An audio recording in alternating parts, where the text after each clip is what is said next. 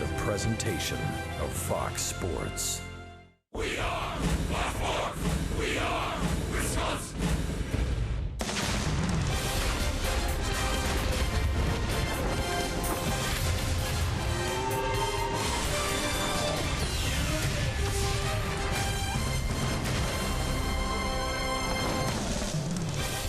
After a short trip to Chicago for a division series against the Cubs, the Brewers are back home at Miller Park. The tailgates are out.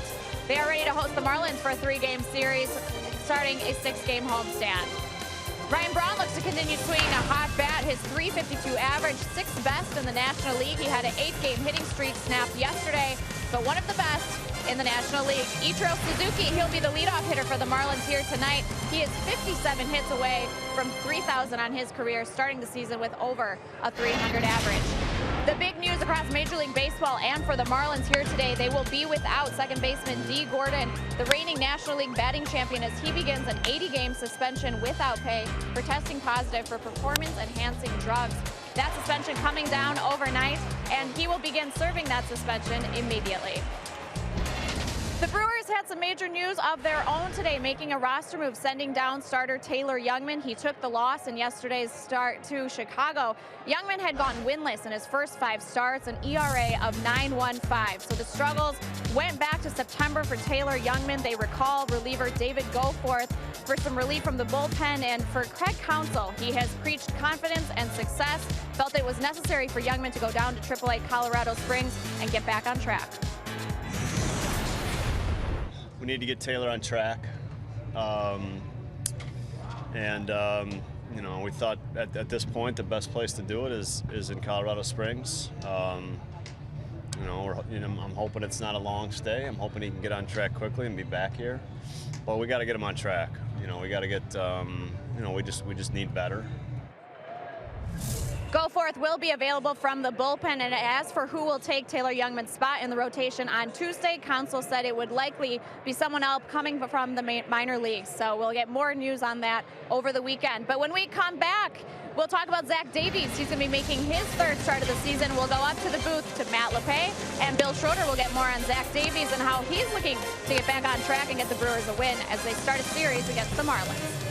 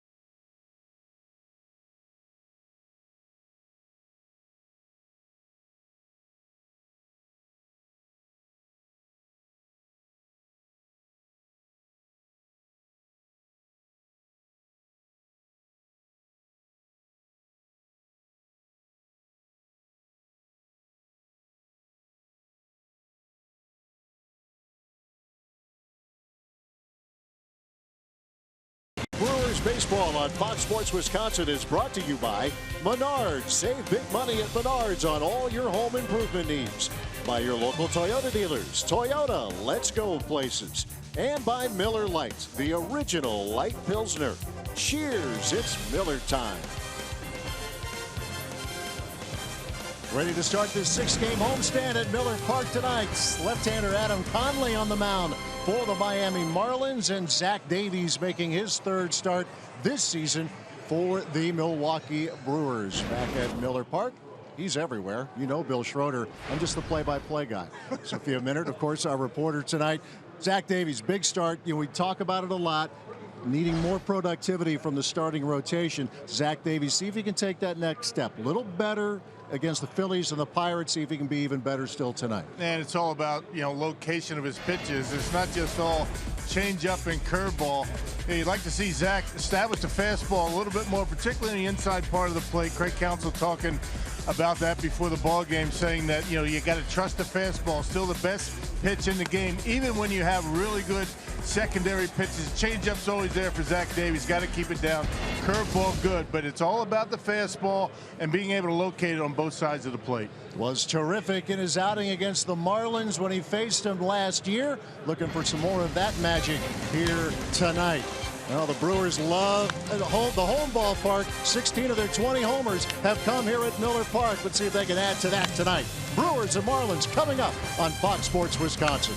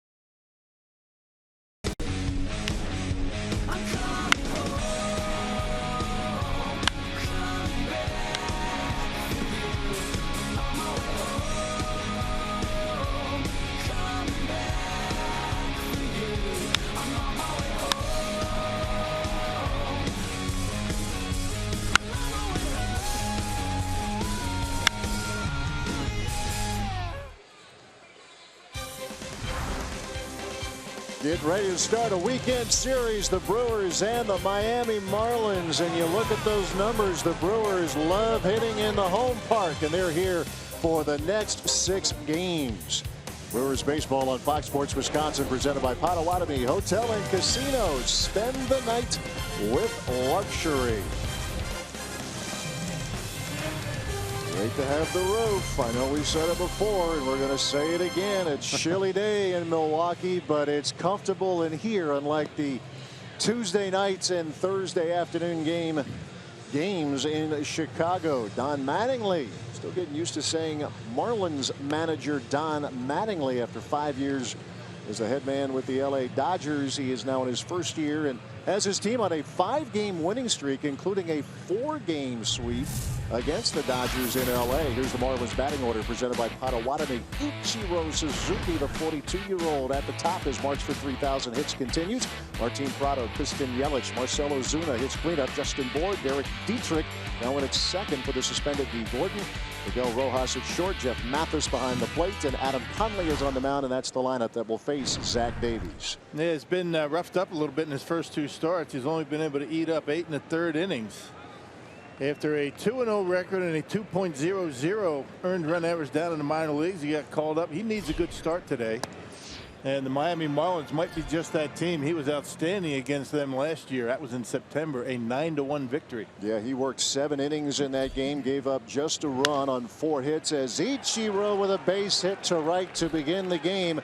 And his march to 3,000 gets a step closer. He's 66 or 56 rather away. Yeah, 50 and not many hits to go to 3,000. I mean, you combine his hits between here and Japan, incredible, with 4,200 hits, and one of the best in the business, hitting over 300 at 42 years old. Yeah, that's the amazing thing. A 10-time All-Star and coming off a year last year that was his poorest by far in terms of average, but off to a good start this season and a good start tonight. And speaking of good starts, Martin Prado now steps in. This is a Marlins team that comes in 10-11, but it travels well. 8-4 away from Marlins Park, including 5 straight wins. Sunday in San Francisco, and then Mattingly's team went to Chavez Ravine and won 4 straights against the Dodgers, getting some very good pitching and timely hitting, a great combination. And this team playing very, very well right now. And by the way, Rock, great work on your part. You are multitasking here this weekend.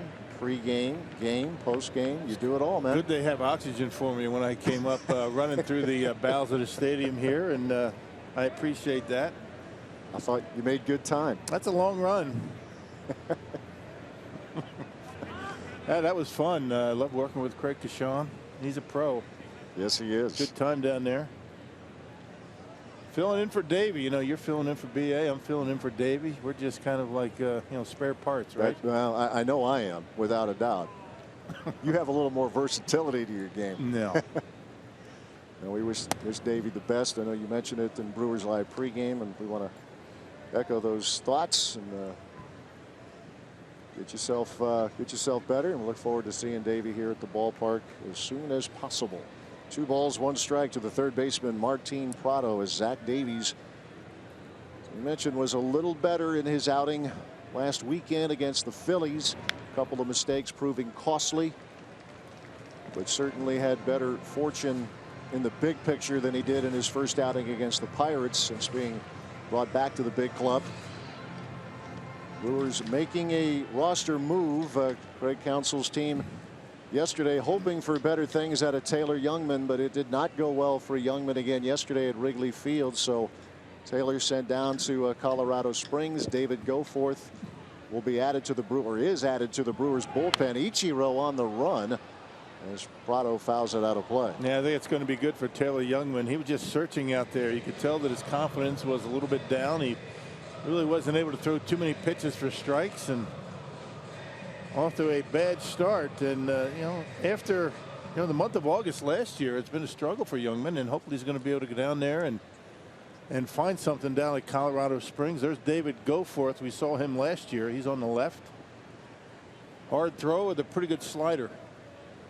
Yeah, Goforth with 4 stints with the Brewers club a year ago, sitting out there in the bullpen with Michael Blazek. As Prado smacks that right off the foot. The start that he is having to his season, second in the league in batting average.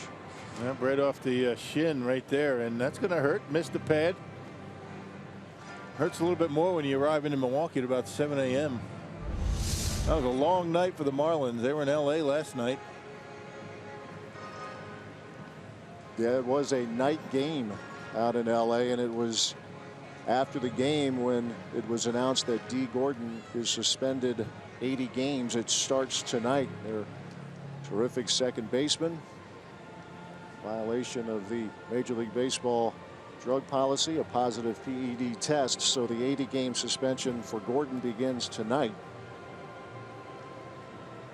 And the Marlins play on. Yeah, Gordon off to a bit of a slow start for him. The National League batting leader last year. 266. 25 hits, led the league in hits. Yeah, that's going to hurt the Marlins. Prado gets checked out quickly, and we resume play. The 2-2. Well, right from the get-go, it looks like Zach Davies has a pretty good curveball. He's been able to get good break on it, keeping it down in the strike zone. This will be pitch number 8 to Prado here.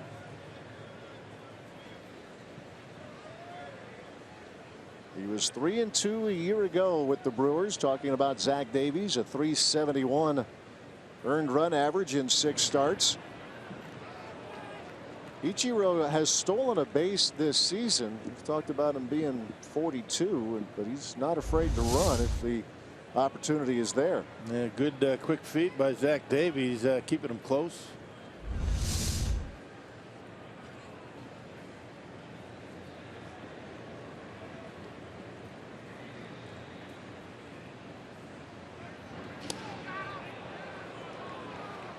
Ichiro with a pretty decent lead. Marlins aren't a team that runs a whole lot. They've only got 9 stolen bases.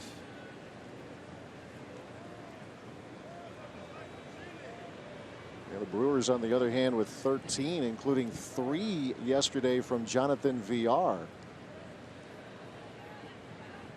He had a very good day and an otherwise very tough day for the Brewers in cold Wrigley Field. Finally getting to Jake Arrieta, scoring a run and stopping what was a scoreless streak that was on the brink of being record breaking. But chance in the first inning. Brewers left them loaded. The Cubs had them loaded in the first, took advantage, scored a couple of times en route to the 7-2 victory yesterday. A game where both teams left double-digit runners on base. 14 stranded for the Cubs. Ichiro again moving as Prado shoots one just foul. Yep, a day to forget at Wrigley Field. And you know, the Brewers, that's the nice thing about baseball. You have a game like that. They didn't play very well defensively. Pitching wasn't very good. Weren't able to get much going offensively. And there's a hanger for Prado. Look at that swing. That's an emergency hack if I've ever seen one. But able to put a bat on it. So you put that one in the rearview mirror and go get them today. That's what's great about baseball. 3-2 pitch. Got him swinging, runner going, and the throw went off of Ichiro, and fortunately so. Otherwise, that might have tailed on into center field. So a strikeout, but a stolen base, and that's the 500th stolen base in Ichiro's career. And that's a rare strikeout for Martin Prado. He is able to make contact pretty well. Check it out. And it looked like a changeup, and I'll tell you, Lucroy gets a good throw off. He's going to be out easily at second base. Luke maybe didn't have a very good grip on that baseball. That never had a chance. Good thing it hit Ichiro. Hit him right in the back foot. Runner in scoring position, 1 out here in the first for Christian Yelich. And he takes a look at a curveball from Zach Davies.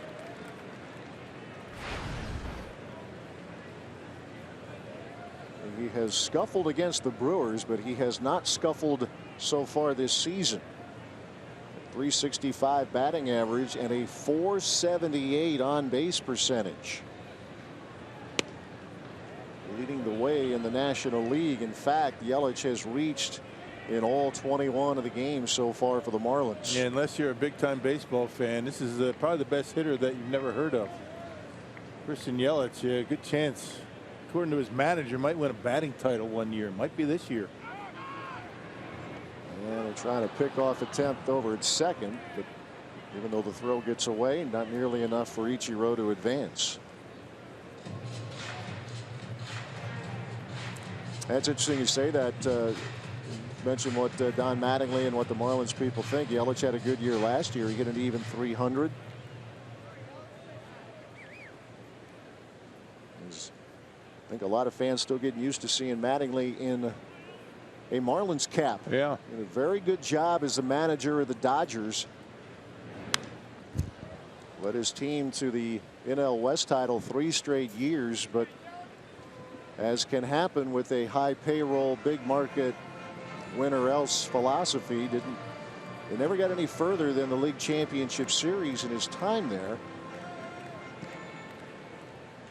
And a good situation, I think, for Mattingly now, perhaps with the Marlins. He's got a decent team too. I mean, pitching's so-so, but these guys are going to score some runs. 1-2 pitch. That is strike 3 called.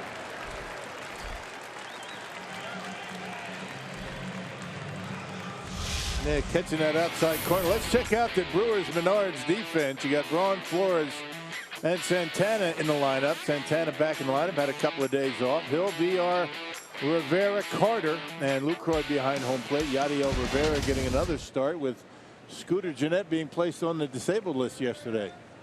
Yeah, oblique tightness with Scooter, so another chance for Rivera. And here is Marcell Ozuna.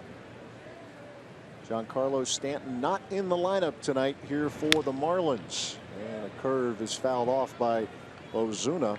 Yeah, 2 key players in this Marlins lineup. Adeiny Hechavarria, the shortstop, not in there. He's a human highlight reel at short, and you don't have to say a whole lot about Giancarlo Stanton. He can hit him as far as anybody.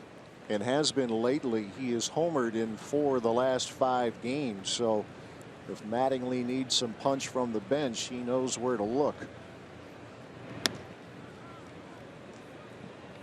See Ozuna's average at 224, but he, like a lot of hitters, enjoy Miller Park. Brewers hitters certainly do. Ozuna in his last 7 games here is 9 for 23, including 5 home runs. 1-1 pitch. Back to the fastball and missing. It's a pretty good outfield here in or with the Marlins when you have Stanton out and right. Yelich, Ozuna, very athletic, all of them with good throwing arms. Yeah, there are those who would compare it, maybe not as good as, but certainly not a big gap when you look at the arms and the overall ability of the group that the Pirates have. That's a good pitch right there. That's the one we've been talking about, that fastball in on right-handed batters. Yeah, keeping them honest on that outside corner, opening that changeup and curveball up for Zach Davies. Curveball as low as 71. 2 balls, 2 strikes to the cleanup hitter Marcell Ozuna.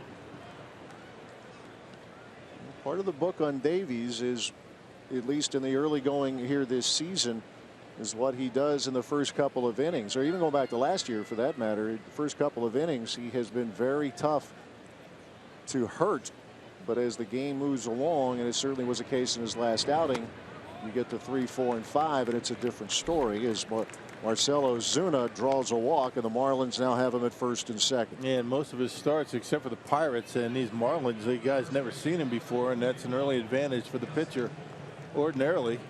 But these guys, these hitters, make adjustments very quickly. Marlins as a team 6th in the National League in batting average at 265. Here's the first baseman Justin Bour. Takes a fastball inside, and that'll warrant a visit from Jonathan Lucroy. Yeah, whole left side of the infield has something to say to Davies out there. Good trip to the mound here in the first inning. Davies a couple of strikeouts after giving up a leadoff single to Ichiro and a 2-out walk to that man Marcell Ozuna. Talked about it a lot. The Brewers need this starting rotation, and tonight's starter specifically to help give his team a chance. Keep the opposing club off the board, limit the damage. Brewers starters collectively not going on average as many as 5 innings, just a shade under coming into this weekend series with the Marlins. Yeah, which is why when you send Taylor Youngman down, you have to get that extra arm in the bullpen. David Goforth coming up, another guy that Counsell has at his disposal as the game goes on. Yeah, that spot in the rotation that Youngman vacates not due up until Tuesday, so the Brewers can proceed accordingly before determining what they're going to do to fill that spot. I think Craig Counsell said it's probably not going to be somebody in the bullpen. They're going to have a roster move to make, bring up a starter. Who that will be, we do not know. But it won't be one of those guys. Trying to give the relievers a little relief, trying to get a little bit more length from the starting pitching here with this Brewers ball club. A ball, 2 strikes to Justin Bour.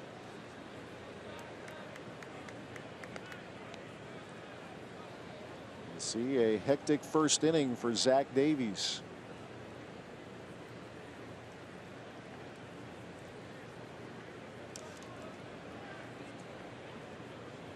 Bour with a homer. He has driven in 7 so far this season, and there's a fly ball hit back into right field, and that is gone. And just like that, it is 3-0 Miami.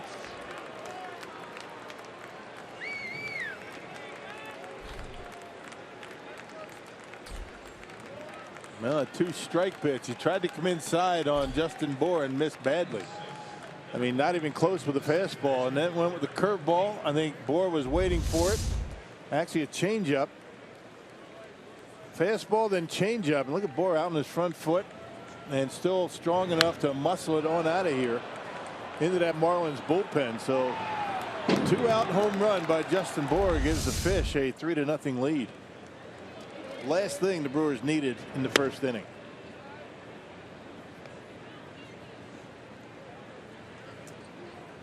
Bour last year hit 23 home runs, took over for Michael Morse as the regular first baseman for the Miami club.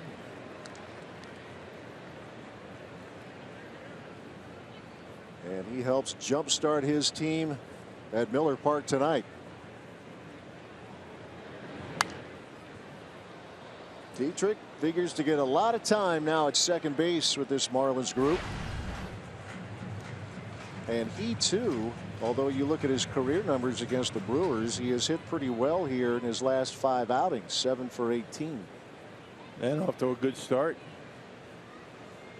Another guy hitting over 300. With an on-base percentage of better than 400, and now he gets nicked by a pitch. And unfortunately for Zach Davies, a long first inning will continue.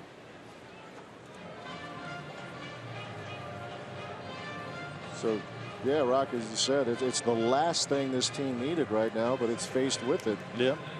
And not only a high pitch count for the starter in the first inning, but already down 3-0.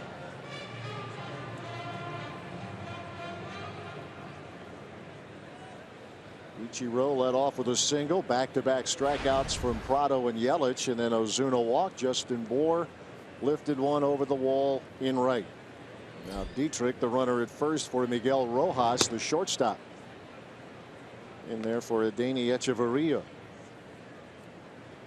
Now, a lot of these same hitters were in the lineup when Davies faced them back in September in Miami, and the one thing he was able to do well was locate the fastball, but the changeup was incredible that particular day. So you know these guys are waiting for that pitch. They know they're going to get some off-speed pitches, and it looks like they've been taking good advantage of them when Zach has thrown it. That home run that Bour hit was not that bad a pitch. It was away, a little bit up maybe, but you know, Bour able to hook it on out of here. 1-0 pitch to Rojas.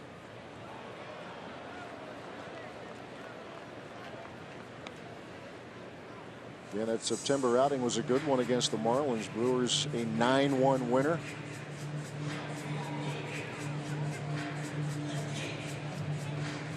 Davies getting the W.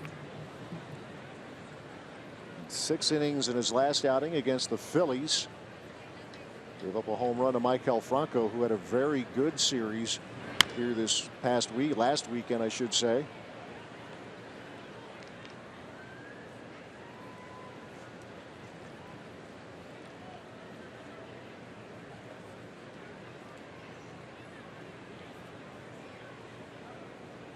Rojas came over to the Marlins. He was part of that trade with the Dodgers that involved Dee Gordon a couple years back. Originally signed by the Reds back in 2005. 1-2 pitch.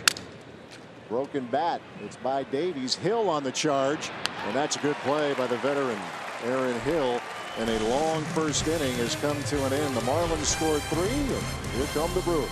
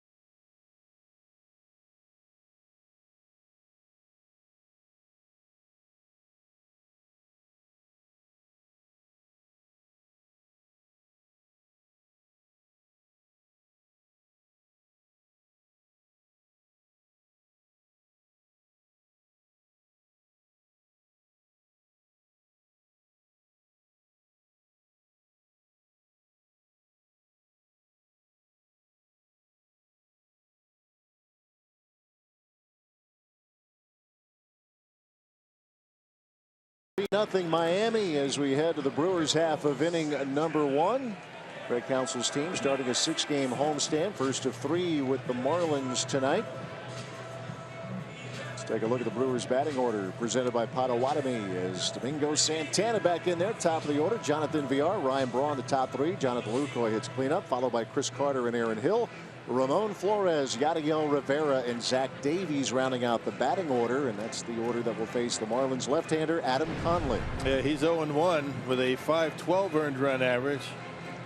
Conley with a ton of no decisions. You know, 5th start, 4th of them, 4th start on the road for Conley. Big, tall left-hander.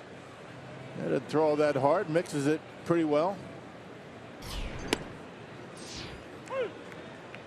Domingo Santana back in the lineup here tonight for the Crew. He was 0 for 4 on Tuesday night, the series opener in Chicago. Turned out to be a 2-game series. Rain out on Wednesday, and then the Cubs winning yesterday afternoon. Limited at bats, but good production against the Marlins from Santana. I think Craig Counsell gave him a couple of days off, including the rain out, and he's been struggling just a little bit. So give him a breather, let him check it out in the dugout. Sometimes that pays dividends. The ground ball to Dietrich, the second baseman, and there is out number 1. Yeah, pretty good defensive unit here with the Florida Marlins. The Miami, I knew I was going to say it, Miami Marlins. The top half in defense, you got Suzuki, who at one time one of the better defensive outfielders in the game. You can see what he's been able to do so far. Yelich Ozuna from left to center, and Prado, Rojas, Dietrich, and Justin Bour from 3rd to 1st, and Jeff Mathis behind home plate. And there's Dan Bellino calling balls and strikes. Adam Amari over at 1st. Kerwin Danley, the crew chief, is at 2nd. Tony Randazzo, 3rd base umpire tonight. And by the way, I think I'm going to say Florida a lot this weekend too. So yeah, I'm still getting adjusted to that. Florida Marlins, Miami Marlins. The Marlins. That's what we should do. Marlins. Say Marlins. Marlins. Fish. Fighting fish. That works. It's going to be rough when the Angels come in. I'm just going to be a complete mess. Just go ahead and, if I'm not already. Los Angeles Angels of Anaheim. Yes, Angels.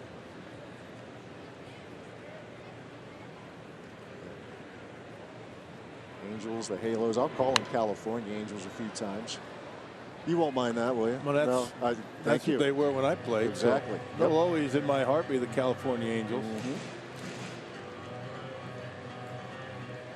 Look forward to that. Games Monday night, Tuesday night, and Wednesday afternoon before the Brewers hit the road for 7. First things first. Let's see if the Brewers can rally from an early deficit here, but VR strikes out, and there's 2 up, 2 down for Adam Conley here in the bottom of the first. Man, this is the 3rd start for Conley against the Brewers. I mean, he's made a start against the Brewers last year and one other, and Ryan Braun has hit him pretty well. No decisions for Conley in 2 starts against Milwaukee. Yeah, middle of August and the first week of September. Here's Braun. You see what he's done against the Marlins, and he's 4 for 5 against Adam Conley. Sometimes you can chuckle at the sample size, but 4 for 5 is 4 for 5. That'll get your attention. Yeah, that's pretty good when you're hitting off the tee. Yes. And 93, 94 with the fastball, pretty straight, kind of slings it from 3/4, and got a slider and a changeup to go with it. More changeups to right-handers and more sliders to the lefties. 25 years old, out of Redmond, Washington. Adam Conley delivers to Braun, and a ground ball to Miguel Rojas. And it's a 1-2-3 inning. We are through 1 here in the first of 3. Brewers and Marlins. Miami up 3-0.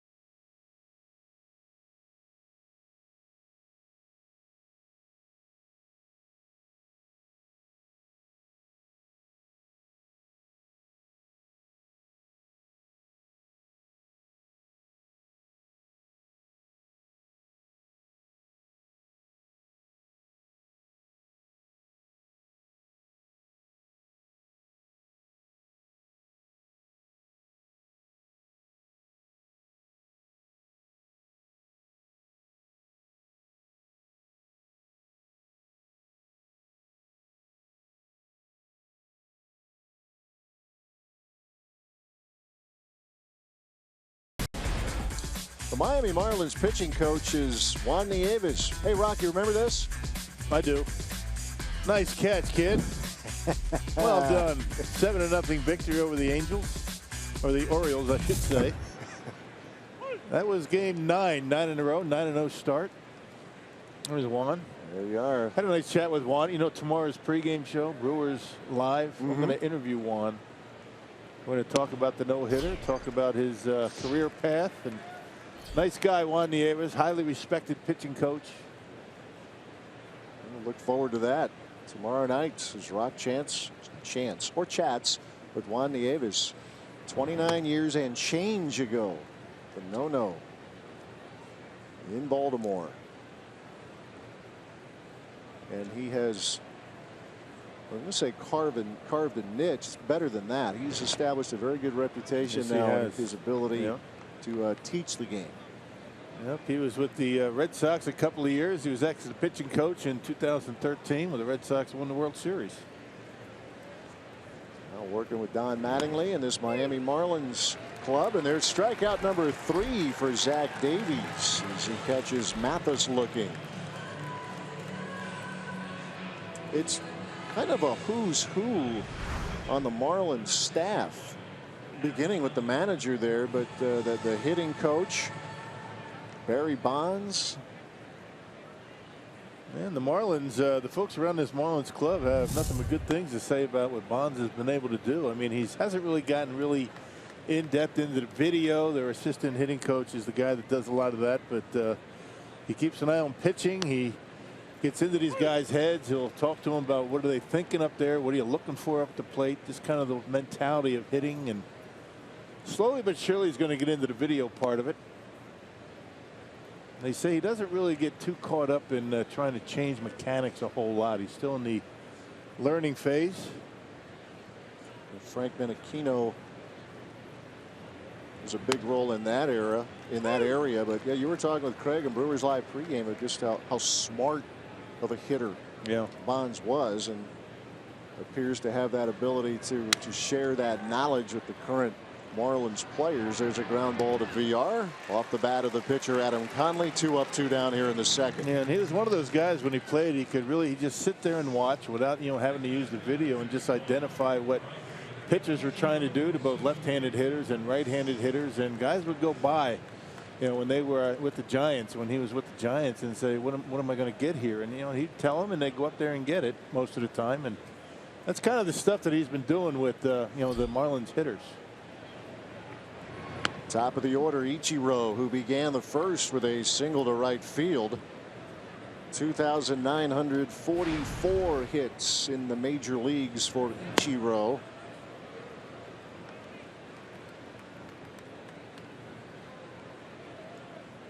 Ten-time All-Star. MVP in 2001. Bouncing ball. Bare hand stamp. VR and a throw to first in time. Wow. Highlight material from the shortstop as he takes a hit away from Ichiro here in the second. Here's how you're a shortstop in the big leagues. Brought to you by Jonathan VR. 3-0 Marlins going to the bottom of the second.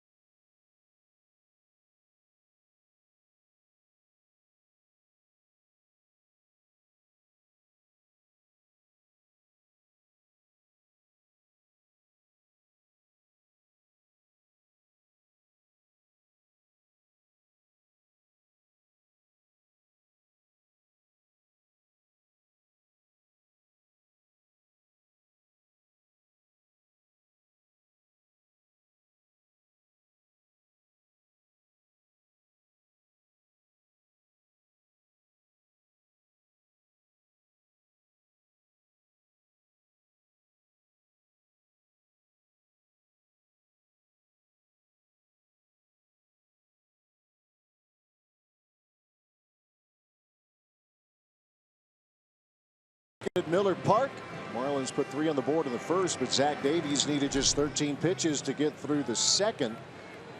Now the Brewers have their 4, 5, and 6 hitters against Adam Conley. Cleanup man Jonathan Lucroy leading things off. Luke had a hit yesterday in Chicago. He also walked 3 times.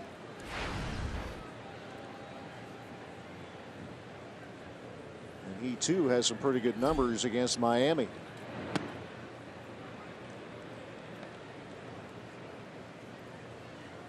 Well, Luke continues to play just about every day.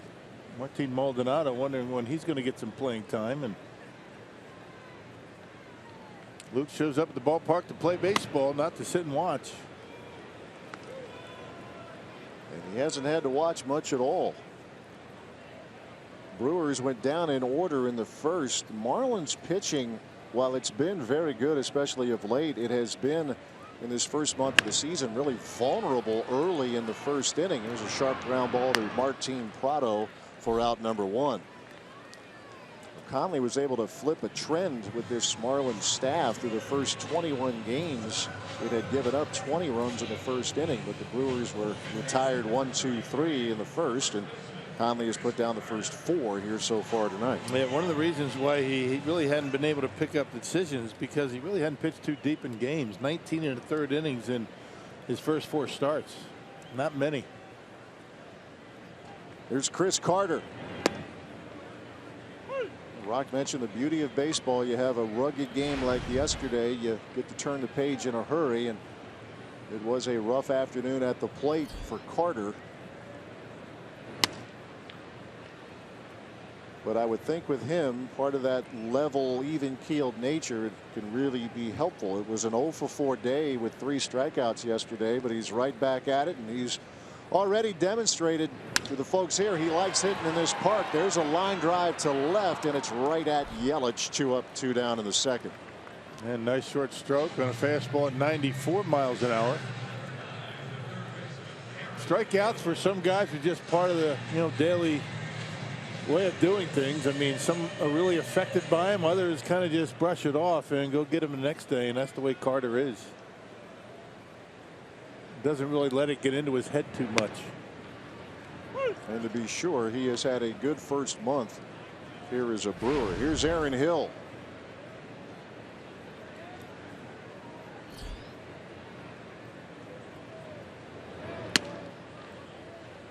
And quickly, Hill is down 2 strikes. Just pounding the strike zone with that fastball in the early going here. You see Conley likes to get it and go.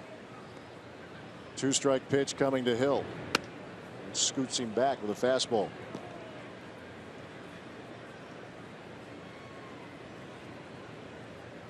He has interesting splits. Does Conley? He fares much better actually against right-handed hitters than he does against lefties. The difference is nearly 100 points as Hill strikes out swinging. Another 1-2-3 inning, and we are through 2 with the Marlins leading 3-0.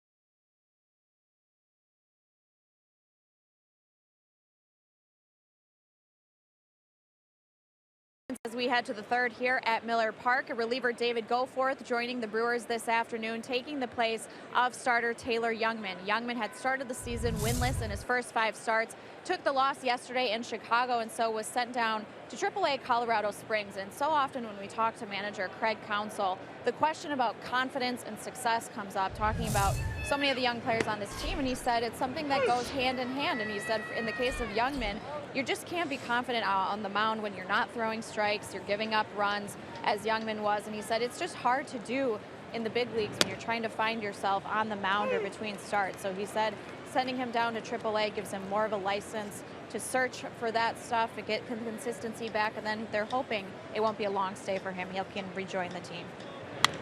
And just clear his head, basically. I mean, that's been a problem for Taylor, just trying to figure out how to get outs. Not something you want to have to do at the big league level as Martin Prado gets things going here in the 3rd inning. A leadoff double, his 4th of the year. I think it's a good thing for Taylor Youngman. I mean, he was just searching and searching, and you know, Sophia interviewed him before his start yesterday, and he said he was just, there were times when he'd be out there and he just tried different things out there in the mound. You can't do that in a game at the big league level. No, that spells big trouble. And unfortunately for Taylor, he ran into more of it yesterday. Martin Prado with a double down the line to begin the 3rd inning for the Marlins as Christian Yelich steps in. Yelich took a called 3rd strike in inning number 1. Comes in though with 27 hits here in this first month of the season. 6th most of the National League. The batting average ranks 4th coming into this game. Has the best on base percentage.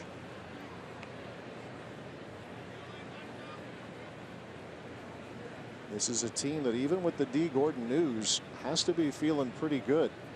You win four straight against the Dodgers, and after losing the first 2 games of their weekend series last week against the Giants, they won on Sunday as Davies drops a curveball in there. 2-1 the count. It's pretty good work on the West Coast. Don Mattingly certainly paid his dues to become a manager. I mean, first with the Los Angeles Dodgers, he was a bench coach and hitting coach for the Yankees. Donnie ball game, he could hit. Yeah, one of the great players, great hitters. Talking in Chicago how Joe Madden refers to Tommy La Stella as 3 a.m. because he could get a hit at 3 in the morning. So could that guy.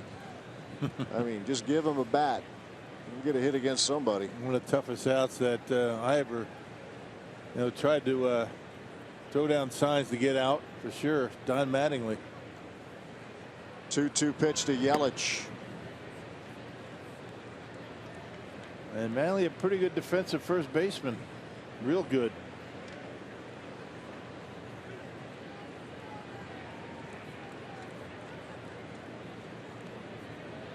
Did better than 300 in his career.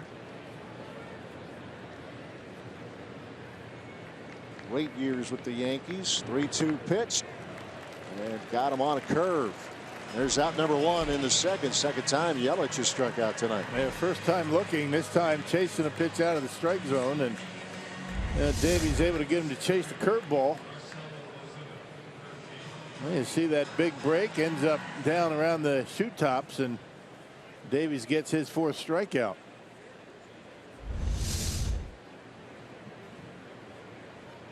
Here's Marcell Ozuna now to face Davies.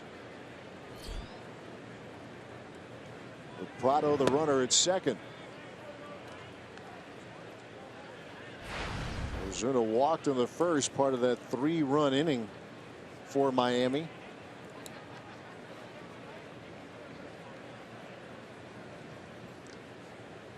Davies put the Marlins down in order in the second. Trying to keep them off the board here in the 3rd.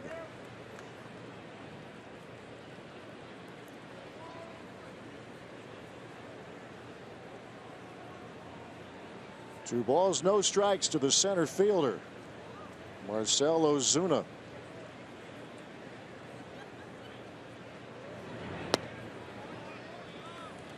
It's in, or rather outside the zone. 3 balls, no strikes. Yeah, that's where you want that changeup, though. You don't want that changeup up around the belt. If you're going to miss down in the zone.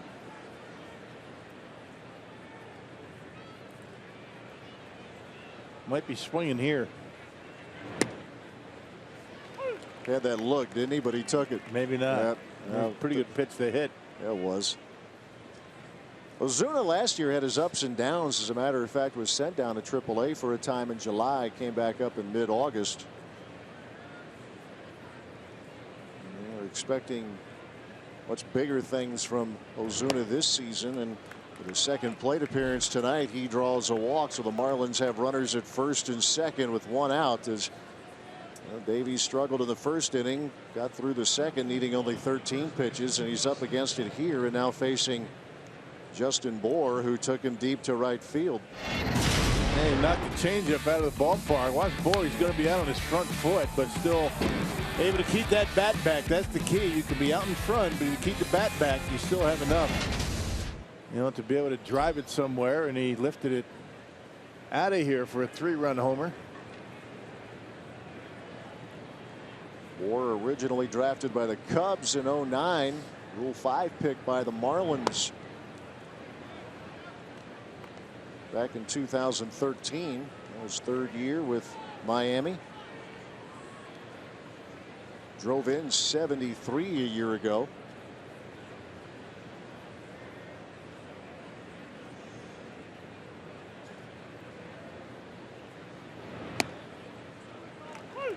Fastball is in there to even the count. Davies into some trouble here in the third inning. Worked 6 innings in his last start against the Phillies. Gave up 9 hits and 4 earned runs. A game the Phillies won 5-2. Get that fastball down and away. Get a double play ball here. That's headed to the gap, left center field, and that will get to the wall. Prado's going to score. Bour on his way to second. And now Ozuna off the bag at third, and he gets caught. Tag applied by Hill. Well, the Marlins want to take a look at that one to see if Ozuna got his hand in there before the tag was applied. Ozuna's walking off into the dugout. That's the first sign that he might be out. Well, let's check it out. I don't know. Does he get him? And Mattingly, I don't know. Waiting to get the word from the Marlins video folks.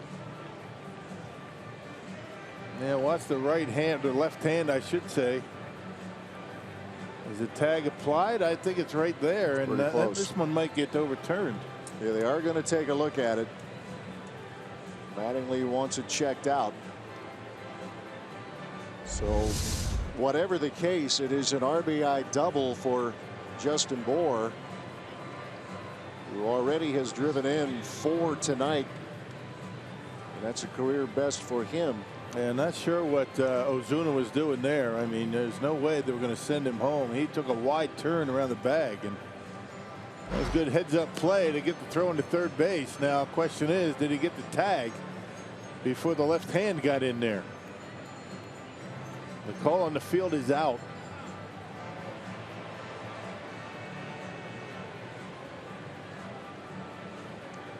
We saw this happen in Chicago, where the Brewers reached out to tag the body, and that happened on the throw down to second base in Chicago, where VR stuck the glove out, tried to tag the body, hand got in there, and they overturned the call. He ended up safe, and as opposed to putting that glove down on the bag and let the guy tag himself out. Yeah, it was a terrific move. Going back to that game in Chicago, it was Javier Baez on the steal attempt. It was a perfect throw from Lucroy, but Baez put on what amounted to a swim move. He was about to get tagged in the left hand, but he was able to pull his arm back, and then with the right hand he was able to make contact with the base. Yeah, this is going to be close. This could go either way, but remember, the call on the field is out. Is there enough to overturn it? It could be a big call. Instead of 2 outs, a man at second, 1 out second and third. And let's find out the result. Still out.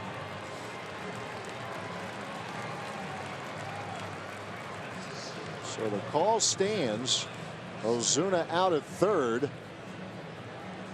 Justin Bour is the runner at second. Still an RBI double for the Marlins first baseman. A 4-0 lead for Miami. He reaches, and does Ozuna get the hand in according to New York? And the replay guys out there, and they say no, he's tagged him, he's out. So it's 7-4-5 on the putout of Ozuna. That was a good play by Yadiel Rivera to, before he threw the ball home, to pick his head up and notice that Ozuna had stopped to get the out. Good heads-up play.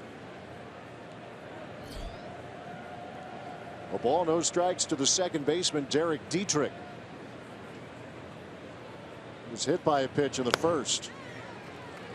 Foul tip there to even the count. And check it out. Good throw in from Braun. And watch Rivera kind of looks before he throws and realizes that Ozuna's going back, and they get the out. Good play.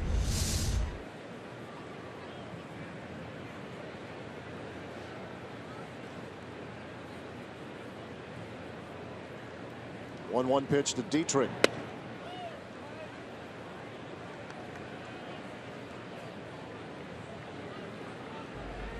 Pitch count getting up there here for Davies in inning number 3. Remember, he had a 13-pitch second inning.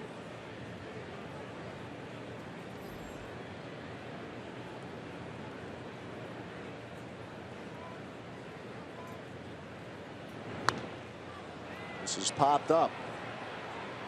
And Carter, Rivera, it'll be Rivera taking charge.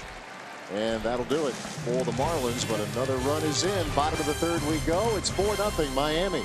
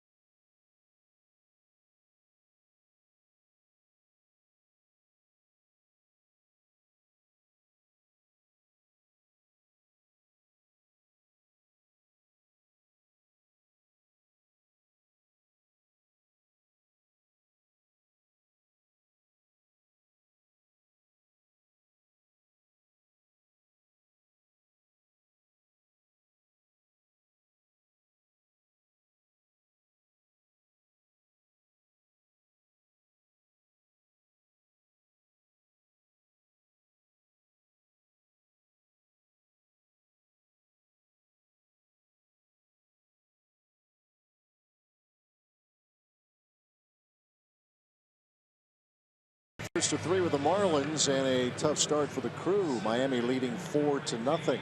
Fox Sports Wisconsin is proud to partner with Girls on the Run Greater Milwaukee to empower girls to be healthy and confident. Join us for the Girls on the Run Spring 5K on Sunday, June 5th at Bayshore Town Center in Glendale. To register, visit foxsportswisconsin.com and click on upcoming events.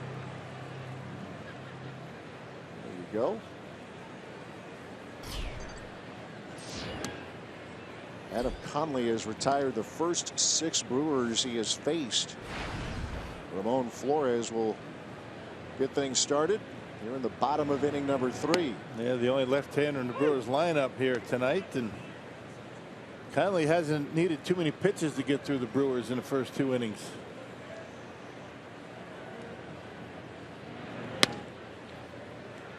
Lefties have hit Conley to the tune of a .340 clip. Against right-handers, they have not fared so well against the left-handed starter. .249 collectively. There's a ground ball to Derek Dietrich, and there's out number 1. Well, you mentioned the Brewers are having a tough start, but the Giants have trumped them in terms of tough starts. Playing the Mets, Citi Field, the Mets scored 12 times in the 3rd inning. Oh, man. Yoenis Cespedes drove in half of those runs. 1, with one, or 4 of them rather, with one swing. 12-0 Mets, top of the 5th.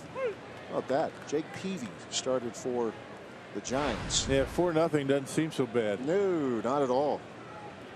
Not at all. You know what that is? That's a good job. You know what? Glass half full. Hey, well done. I'm all about this home team starting to barrel up on a few here and get going. Brewers have hit 20 home runs so far this season. 16 of them have been in this ballpark.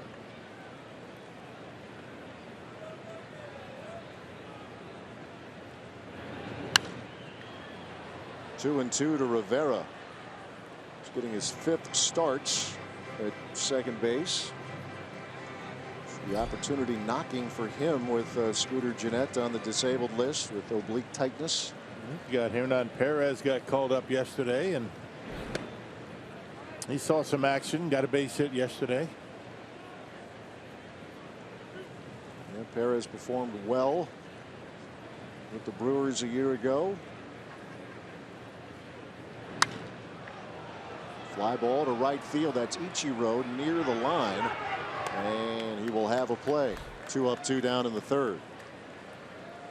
Hey, the Angels come to Miller Park for an interleague set with the Crew this Monday through Wednesday. You can find a great deal on seats all series long, including $6 tickets for the series opener on Monday night. Go to Brewers.com for details.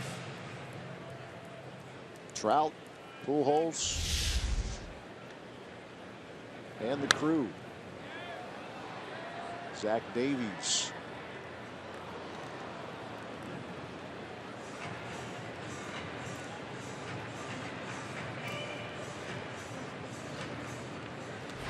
His clean inning so far was the 2nd. Talking about Davies on the mound. Marlins with 3 in the 1st and 1 here in the 3rd.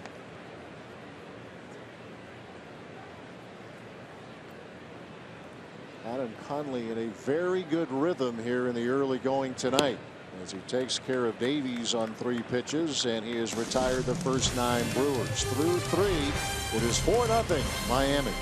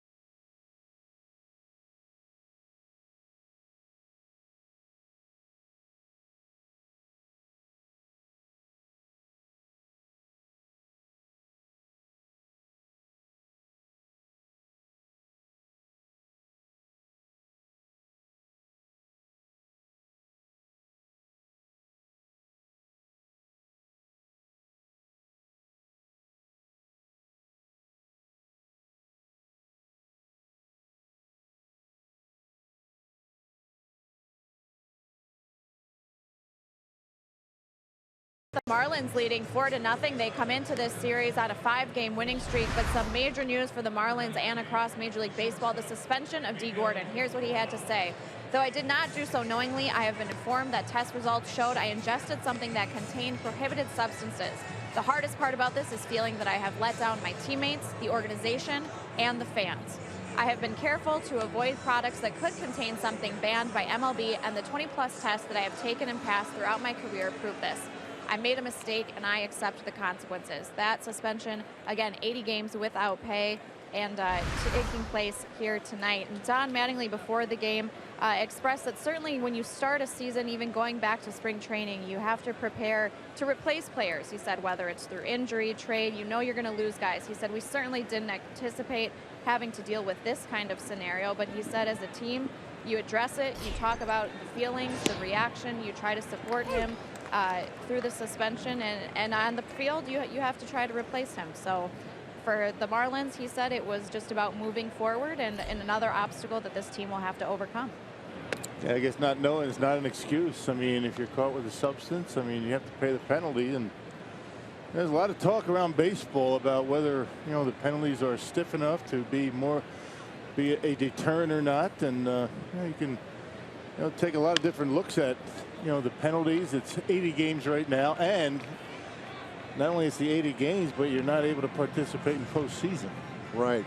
That's the big, perhaps, footnote to it. If the Marlins end up having a better year than most expect, and from a strictly baseball perspective, it is such a big hit to this Marlins team because Gordon led the league in average and stolen bases, the first to do so in the National League, to lead the league in those two categories since Jackie Robinson. So from a strict baseball perspective, that is a big hit for the Marlins. But as Sophia reported, and relating what Don Mattingly said, you move forward. These are the facts. You move on, and Marlins are doing that, and doing that is Miguel Rojas as he goes opposite field, a base hit. As for the third time in the first 4 innings, the Marlins get the leadoff man aboard. But you know, it is amazing that guys are still trying to, you know, beat the system. I mean, the testing isn't perfect. The system isn't perfect. Nothing is, and baseball is trying to do what it can do, trying to clean it up. But you know, guys continue to try and push the limits of the testing, and a couple of them already this year got caught. And the word coming down late last night, early this morning. Really, I think most fans probably woke up to it regarding Dee Gordon. Here's Jeff Mathis, the catcher. He struck out in the second, and he chops at a curveball and fouls it off. The ongoing storyline of a Brewers starting pitcher tonight, it's Zach Davies trying to settle as the Marlins have already scored 4 times on 5 hits.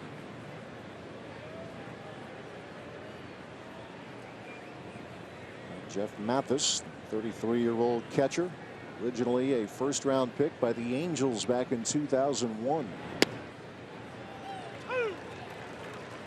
A very good defensive catcher behind home plate. Does a nice job calling the game. Can throw the baseball. Speaking of which, yeah, he's not bad either.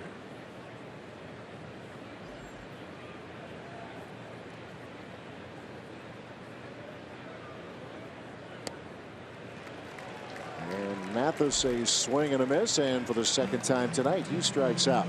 and it's a fastball got right under the hands of Mathis. That's a good pitch for Davies. That's exactly where he needs to put that fastball. It's been inconsistent trying to catch the corners, and that's a good one going down. Good movement on it. And you can see Mathis over the top. 1 out, 1 on in the fourth. Well, the pitcher Adam Conley trying to move the runner along.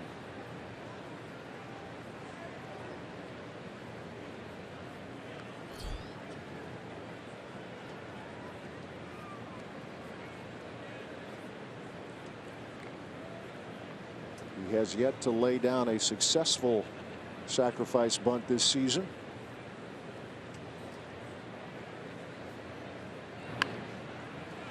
But he will now. The play is at first. Lucroy to the covering second baseman Yadiel Rivera. 2 men out as Rojas moves to second. Yeah, well done. Got that bat out in front, deadened it beautifully, and able to advance the base runner Rojas. And brings up the top of the order. Good job by Conley to help himself. So here's Ichiro. Began the game with a single to right. And had a hit taken away on a beautiful bare hand grab by Jonathan Villar, charging from his shortstop position. This is what we're talking about. Yeah, Terrific coming play. in. I mean, he's got great hands. He's done this a couple of times already this year, and I think he had to do it that time because he got Ichiro by half a step. Pretty close. Nice play. Ichiro 56 away from 3,000. As Rock mentioned, you put his numbers here and over in Japan together, and it is exactly 4,222 hits.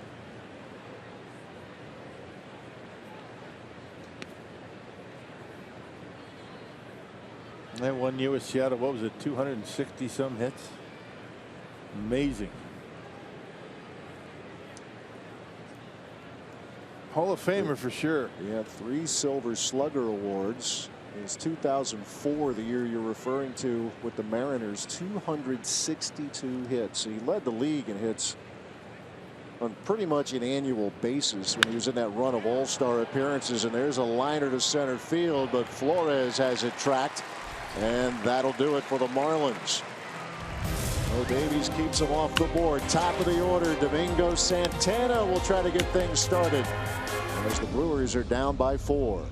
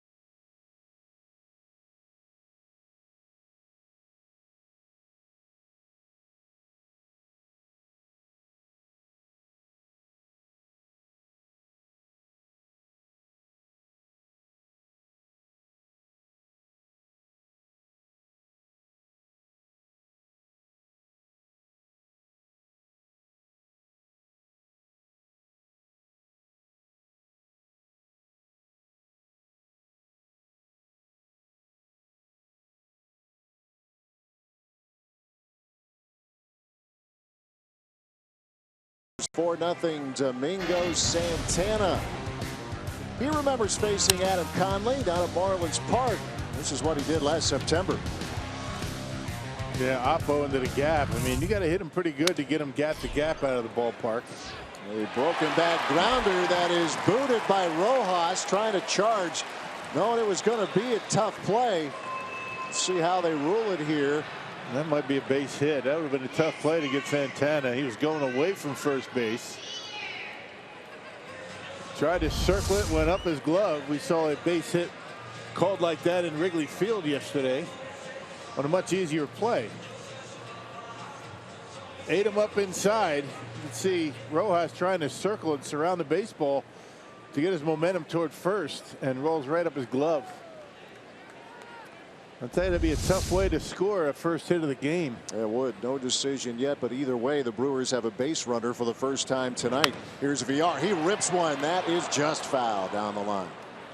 Now, when you have a guy out there has not allowed a hit, you'd like to have it be a clean single. You can always call it an error and reverse it later. But you can't call it a hit and then take it away later. Jonathan VR had 3 hits yesterday, scored the 2 runs for the Brewers. That will be ruled an error, E6. I believe that went into the decision where the Brewers official score, the fact that it was the first hit of the game. You'd like that to be a clean single. You can understand, you know, why that's important.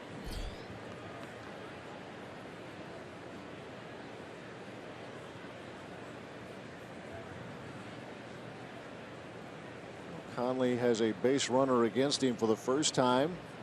Santana reaching on the error.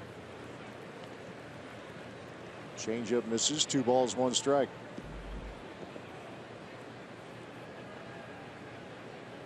Hey, VR took away any drama that might have existed with Jake Arrieta yesterday. A broken bat single down the line and left to begin the game. Take away any thoughts of a Johnny Vandermeer being pulled by Arrieta. Yeah, Brewers had Arrieta on the ropes in the first inning. Bases loaded, 1 out. But Arrieta able to get out of it. After that, wasn't much going on offensively for the Crew. Now the Cubs put a couple on the board in the first, 1 in the second, 2 more in the third, and that's way too much to overcome against Jake Arrieta, who only went 5 innings, so it did stop his quality start run at 24, too shy of the mark set by Bob Gibson in the late 60s. But another win for the Cubs with Arrieta the starting pitcher. Cubs won today, by the way, over the Braves 3-1. VR draws a walk. There you go. First time out of the stretch and not able to throw any strikes. Yeah, 3-2 walk. That's a head scratcher for Don Mattingly.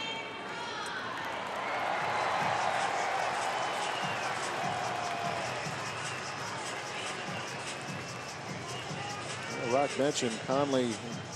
He's given his team 6 in the vicinity of 6 innings in those last 3 starts. Exactly 6 against the Mets, 6 2/3 against the Nationals, 5 2/3 in his last outing against the Giants. He can be gotten to. The Nationals and Giants were able to do it. It may take a little time, but they can get to him. And especially with someone like Ryan Braun at the plate, who is 9 for 17 with runners in scoring position. Swung on and miss out in front of the change. Yeah, when he knew that Ryan was going to be looking fastball, pulled the string on him.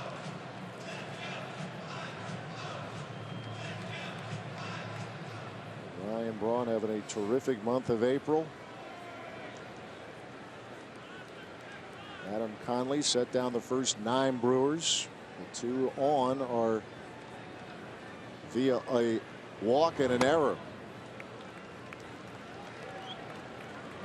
Fastball missing to even the count.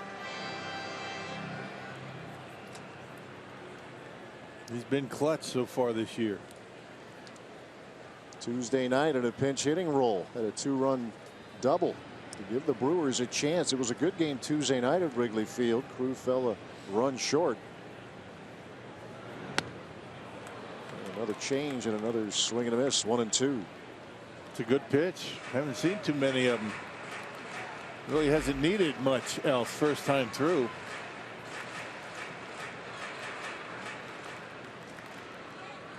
Braun grounded to short to win the first inning. 6th in the National League in batting average coming into the game.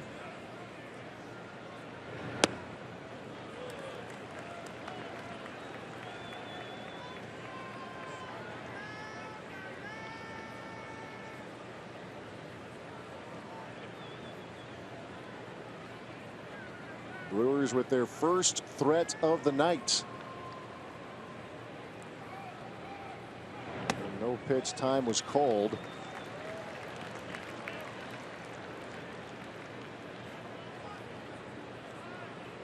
Kerwin Danley, the second base umpire, was calling the time, acknowledging it there. Not quite sure the issue, but I'm not sure Craig Counsell's real sure about it either. Yeah, well, the pitch was a ball, so I'm not sure why Conley's upset about the timeout being called.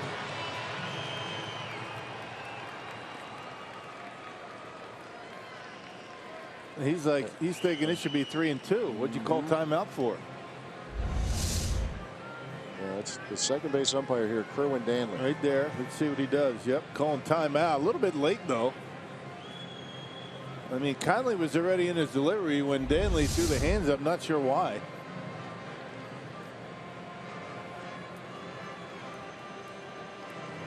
So the count remains 2-2.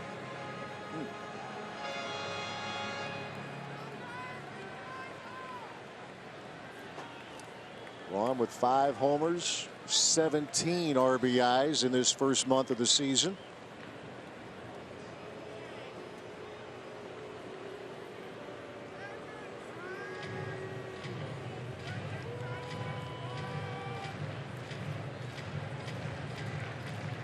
.300 hitter in his career against the Marlins. He's gone deep 10 times.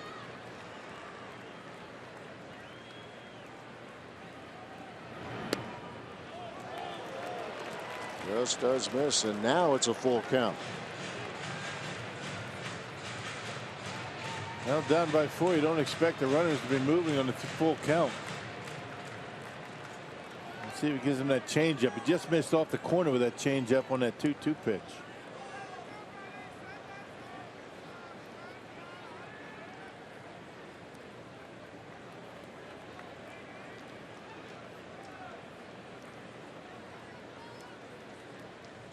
First two Brewers have reached here in the bottom of the fourth.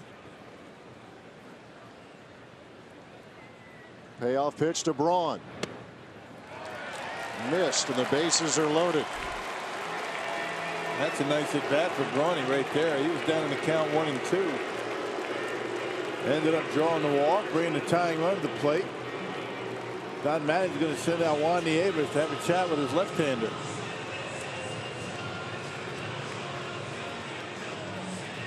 Adam Conley retired the first 9 Brewers. He still has not allowed a hit.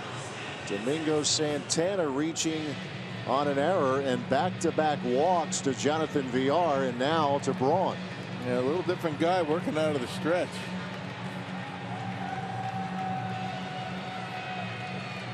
Conley, a second-round pick by the Marlins 5 years ago, debuted last year out of the bullpen in June,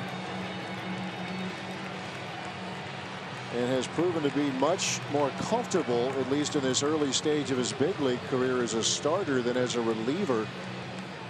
4 games as a relief pitcher last year, a .432 earned run average. And as a starter last year, his ERA was .368, winning 4 of his 5 decisions. Big opportunity now for Jonathan Lucroy.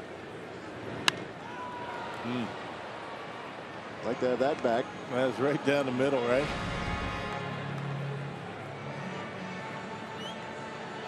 Of course, not going to show him much emotion, but he's upset with himself after fouling that one off.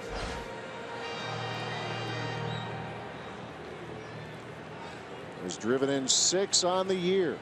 Grounded to second, or rather to third, in the second inning.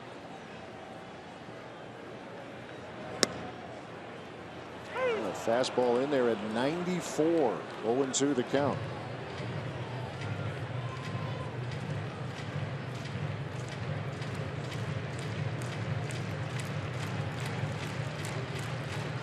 Great chance here for Milwaukee to get right back into the game.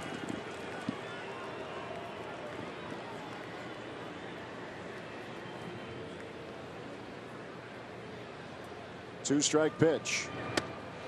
Scoots him back.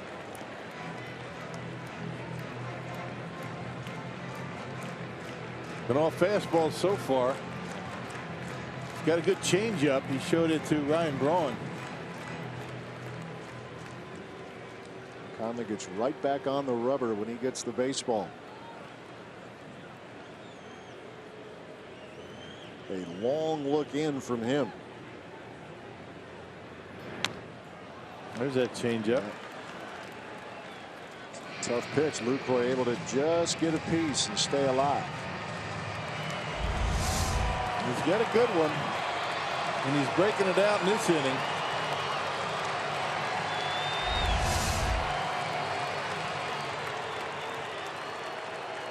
Ball, 2 strikes.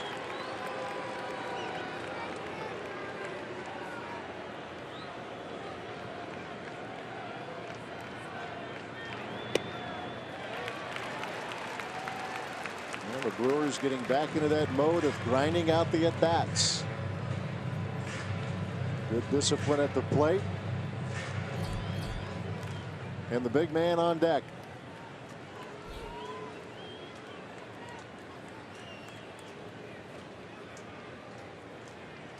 Here comes the 2-2. Got him swinging back to the heat. And there is out number 1.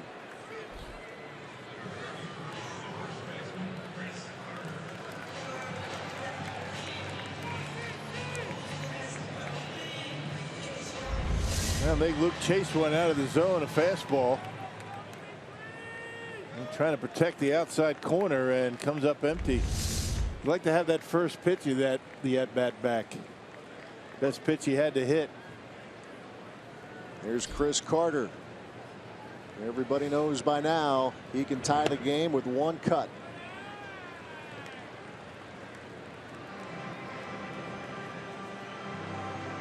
Five homers, 15 RBIs for the first baseman. Line to left in the second.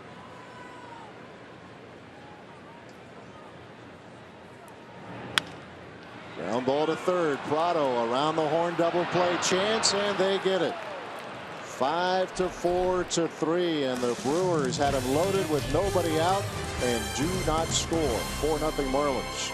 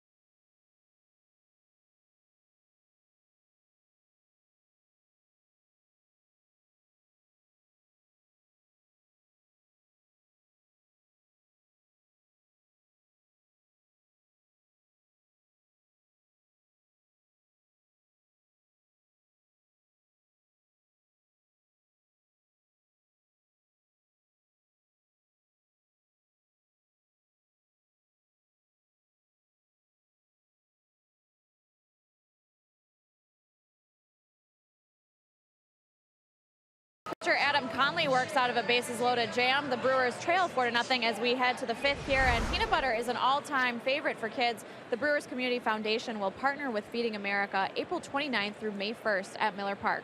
You can bring a contribution of $5 or a jar of peanut butter, and you will receive a one-of-a-kind pin featuring first baseman Chris Carter. Thank you much, Sophia. Top of the 5th we go. You a chunky or creamy peanut butter guy? You know, I'm not Or picky. not at all? No, all of the above, actually. Okay. Yeah. You? Creamy. Creamy? That's kind of you. I'm Smooth. I'm a big peanut butter guy. I love it. Never too old for peanut butter and jelly. Yep. Right? Yep. That was lunch and dinner for me a lot growing up. Actually, it still is sometimes. Here's Prado getting a hold of a curve and a base hit to left. And once again, the Marlins get the leadoff man on. And Prado strike out his first time up, but he's figured out Zach Davies. Double now.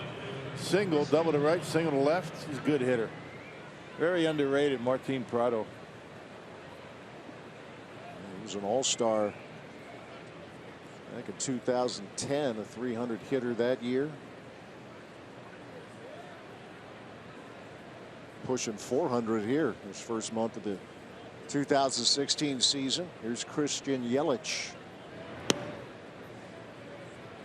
Marlins with 6 hits. The Brewers have yet to get a hit, but they had them loaded in the bottom of the 4th, an error and 2 walks with nobody out. Yeah. But could not score. And had the guys up that you want up, right? Middle of the order. Strikeout from Jonathan Lucroy and an around the horn double play off the bat of Chris Carter. You're right. If you're Craig Counsell, if you're the Brewers, you'll take your chances in that situation with those two, to be sure.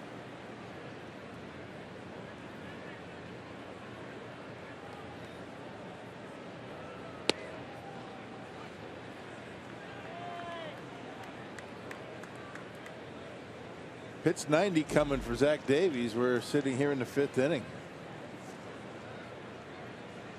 He needed 100 pitches to get through 6. Last outing against the Philadelphia Phillies. And of course, that 35 pitch first inning didn't help. In this game, there it is. Not too bad after that. Gave up a 3-run homer to Justin Bour in that first inning. And there is a walk. So a single from Prado, a walk from Christian Yelich. As he continues his string, does Yelich, of reaching base. Every game this year. Yep. Yep.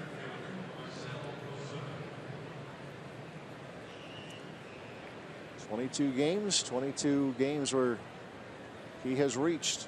Either a hit and a walk or a hit batter. Fielder's choices don't count. .478 on base percentage coming into the game. Here's Marcell Ozuna. He has walked twice here tonight. Bouncing ball to Hill. There's 1, 2 to Rivera. Can they get 3? Yes, they can. 5-4-3 triple play.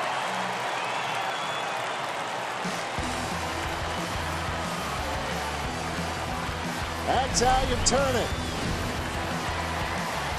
Off the bat of Ozuna. Aaron Hill, there's 1. Yadiel Rivera, there's 2. Chris Carter, there's 3. Yes, sir, says Zach Davies. Let's see if that sparks the home team. Big defensive play by the Crew.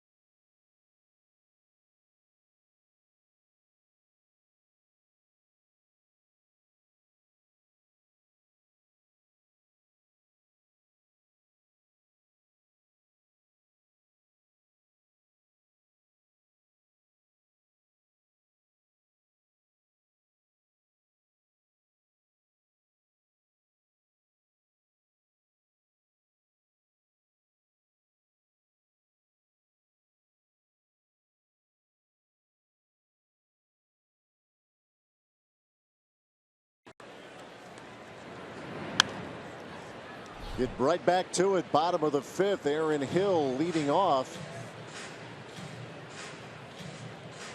A 4-0 lead for the Marlins, but the Brewers turning in a highlight reel defensive play. Easy as it gets. That 1 hopper to third base. Aaron Hill turned it beautifully. That was a good play by Rivera to throw from Hill a little bit low, a little bit to the first base side, and very athletic. Yadiel Rivera able to get the throw and get a good strong throw to first base. Hill with a fly ball to center. Lots of room for Ozuna. Out number 1. Well, this is the way you dial it up. I mean, 1 hopper right by third base. 5-4. There's the throw that we were talking about. Good play by Rivera to make the grab and still have enough on the throw to get the triple play. There you go. There's a pitch count saver right there. It is the 7th triple play in franchise history. There you see it. Aaron Hill started it. And the first in the National League this year.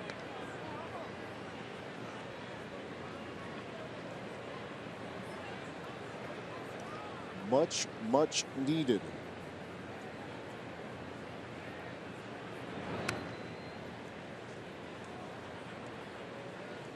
One out for Ramon Flores. He grounded to second. His first trip. Brewers still looking for their first hit.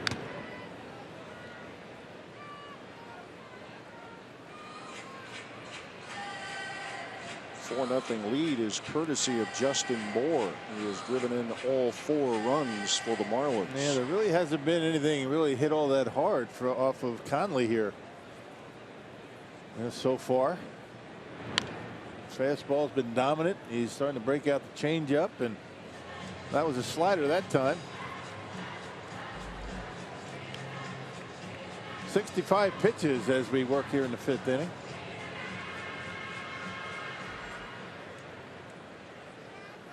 Got out of a bases loaded jam in the 4th. Flores back up the middle. Rojas. 2 outs. He has been very effective on the inside corner. Been able to get into some fists tonight. The right-handers. He just got in on Flores that time. Lefty versus lefty.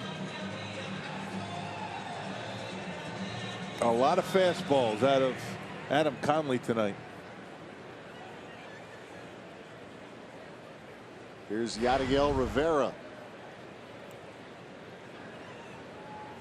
Trying to get going with the bat. Here's Rivera. The glove, the arm, just fine. Now trying to get some rhythm at the plate. 8th game of the year, 8th start of the year, I should say, for Rivera. I guess it's going to be the guy that's swinging the bat the best. You know, you have Hernan Perez could play over there if he gets some playing time. Whoever is going to, be hot at the plate, get some hits. That's the guy that's probably going to get the lion's share of the playing time. Colin Walsh. Changeup has Rivera behind. A ball, 2 strikes. Yeah, Bass doubled up on the changeup. And he struck him out swinging. 1, 2, 3 inning as Conley has yet to allow a hit. We are through 5 in Milwaukee.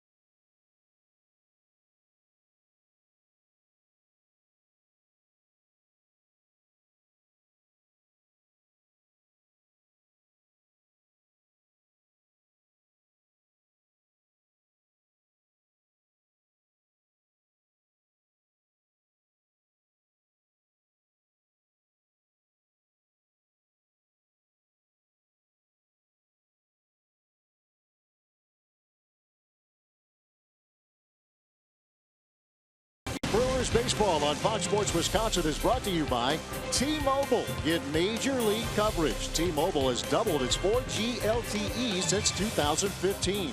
And by Hupy and Abraham, 1-800-800-5678. Hupy and Abraham, tell them you mean business. 4-0 Marlins, top of the 6th here at Miller Park. A couple of changes here for the crew. Hernan Perez now in the lineup at second base. And on the mound in relief is Blaine Boyer. Now you see the numbers for Blaine Boyer. Good work in 8 appearances, a 289 earned run average. Boyer last pitched on Tuesday against the Cubs, gave up a run in an inning of work that included a couple of hits. And he's got the bottom half of the Marlins batting order coming up. Justin Bour, who's had a night. 3-run homer in the first. RBI double in the third.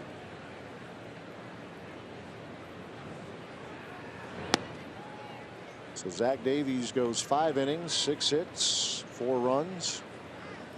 All earned, 3 walks, 5 strikeouts. And doing it just the opposite of what he's been doing. I mean, early in the game, pretty good in the past, and you know, second, third time through, trouble, but just the opposite here tonight.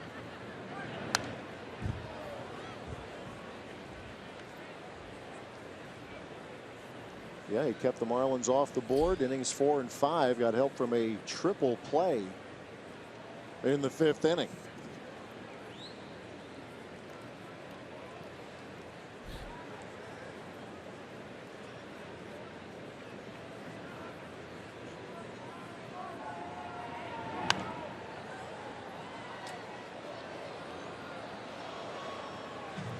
Bour came into the game hitting .238, but he's jumped it here tonight.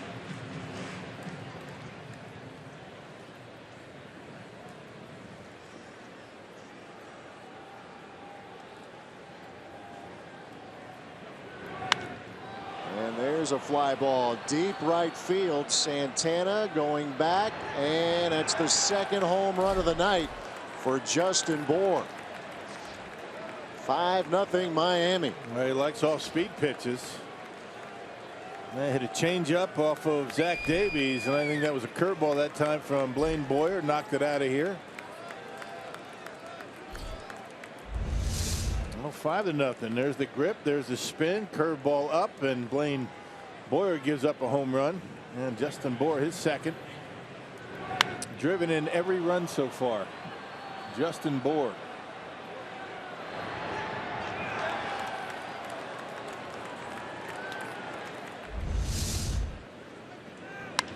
Here's Dietrich with a liner to center, but Flores is there. And there's the first out of the inning.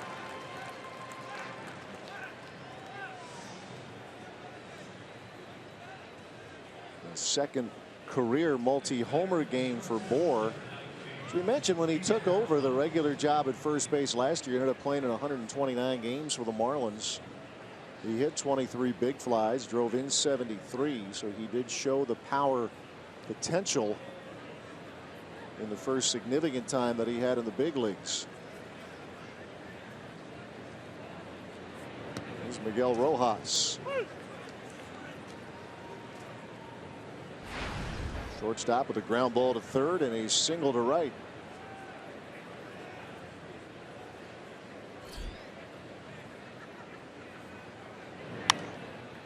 Yeah, Justin Bour came into the game with 1 homer. He got 2 tonight. Giancarlo Stanton has 7 home runs. And is not in the lineup. Right. Stanton was 7 of the 15 home runs for the Marlins before this game started. And 4 of those from Stanton coming in the last 5 games.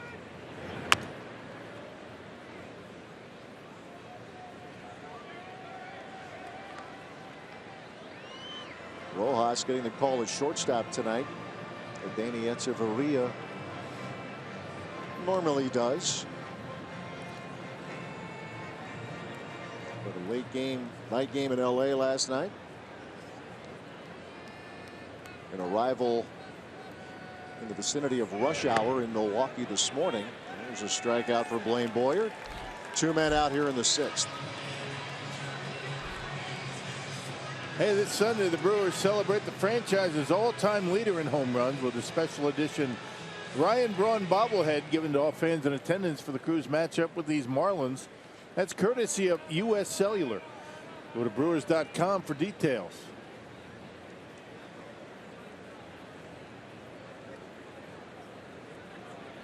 The catcher, Jeff Mathis, going after the first pitch, and there's a chance for VR. Inning over. Leadoff homer from Bohr. We go to the bottom of inning number 6, 5-0 Miami.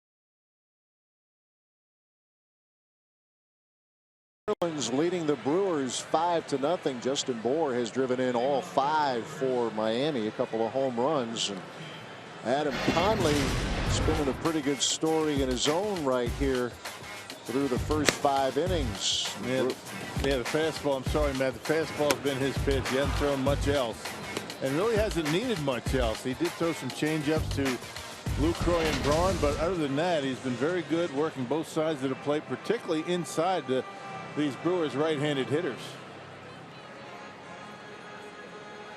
The Crew still looking for its first hit against the 25-year-old left-hander.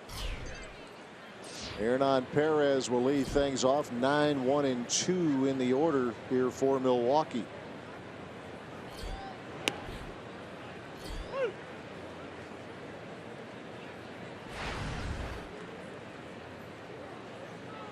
Perez hit .270 as a Brewer last year and did a great job.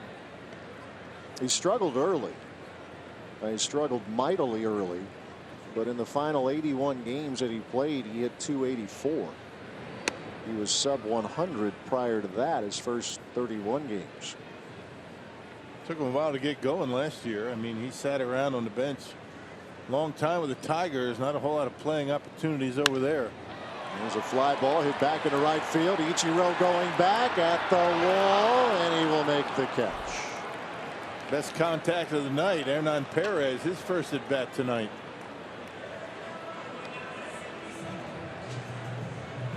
The 42-year-old Ichiro still covering the ground. Well, going back, taking a look at that wall, picking it up again, and that's easy. Hernan Perez gave that one a pretty good ride to the opposite field.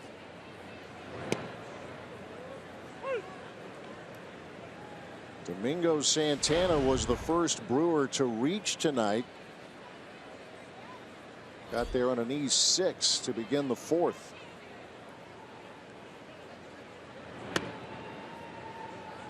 Mentioned the Brewers have yet to get a hit, but they had a major chance in the 4th inning. Bases loaded, nobody out, but could not get a run across. It's amazing how he's able to get that fastball inside jamming these Brewers hitters. It's only really 91 and 94 miles an hour. He's maybe throwing a handful at 94. Been an impressive performance so far. There's a changeup.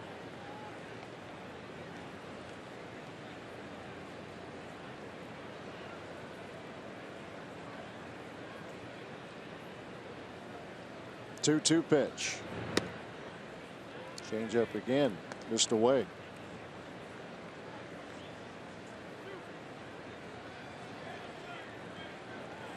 Full count to the right fielder. Back to the mound. 2 outs.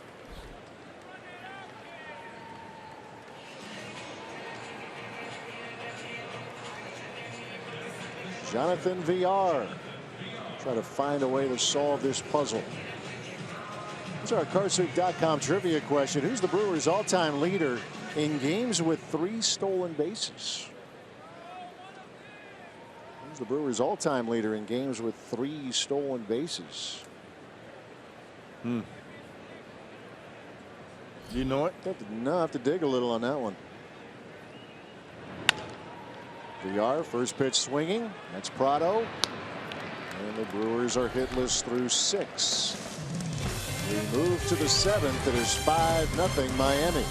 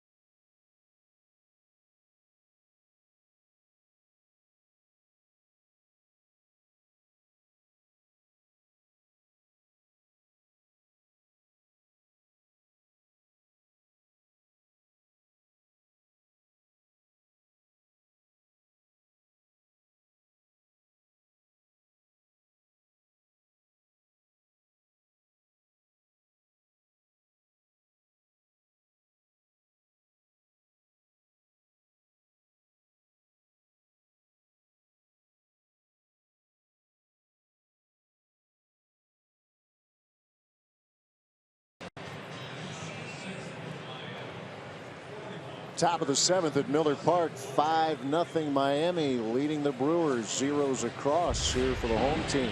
Tomorrow MLB continues on FS1 as Buster Posey and the Giants take on the defending National League champion New York Mets. It all starts at 2:30 p.m. Central on FS1 or watch it live on Fox Sports Go. The Mets put a 12-run inning on the Giants tonight. Yoenis Cespedes with a grand slam in that game. Here's Adam Conley leading off the 7th. Blaine Boyer out there for his 2nd inning of work. By the way, it's now 13-1. There you see it. 12 of those coming in 1 inning. Yeah, about that.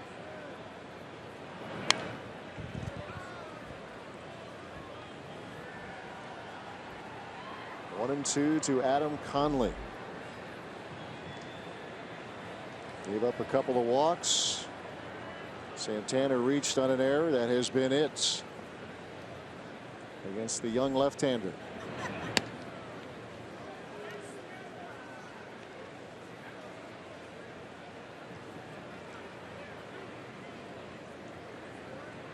Zach Davies went the first 5. Gave up 4 runs. Conley strikes out swinging, out number 1 here in the 7th. Well, that brings us to tonight's Tavern of the Game winner, Young's Bar in Milwaukee. And they call the Brewers by 8 o'clock tomorrow morning. They get 40 tickets to a Friday night game in the Miller Lite Beer Pen. This offer courtesy of the Tavern League of Wisconsin and Miller Lite.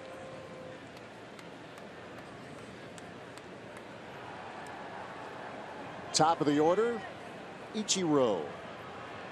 Singled and scored in the first. Ground ball to short and a liner to center.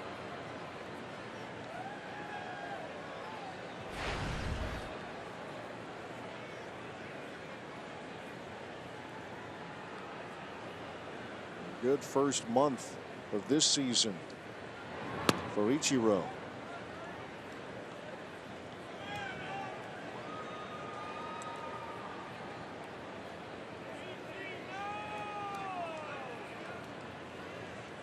Two balls, no strikes.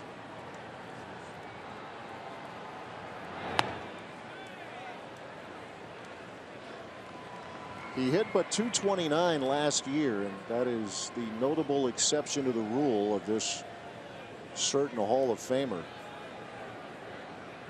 Led the American League in batting average a couple of years, .350 and .372 back in the 01 and 04 seasons. He draws a walk with one out here in the seventh. And you wonder if he's going to be able to get enough at bats to be able to get all those hits that he needs for 3,000. You know that's why he's sticking around.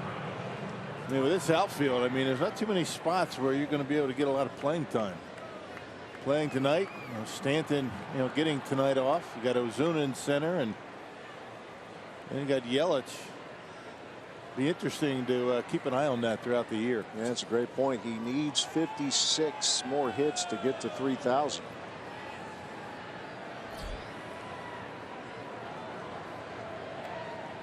Martin Prado.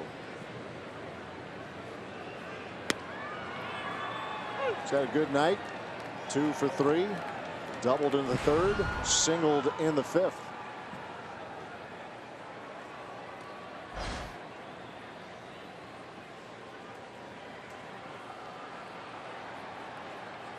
Boyer gave up a home run to Justin Bour in the sixth.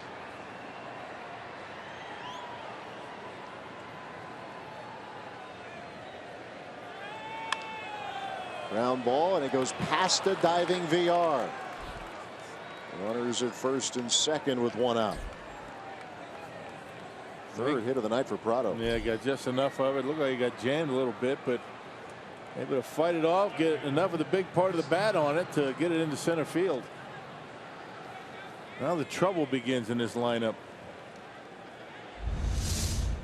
You see that that fastball was supposed to be away. You can see Lucroy reaching for it. Prado gets enough of it to muscle it into center field.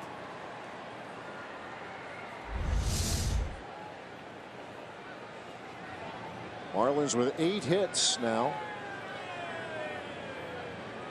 Here's Christian Yelich. He walked his last time up, as he has continued to reach base in every game he's appeared in this season. 24-year-old out of Thousand Oaks, California. Gold Glove winner a couple of years ago.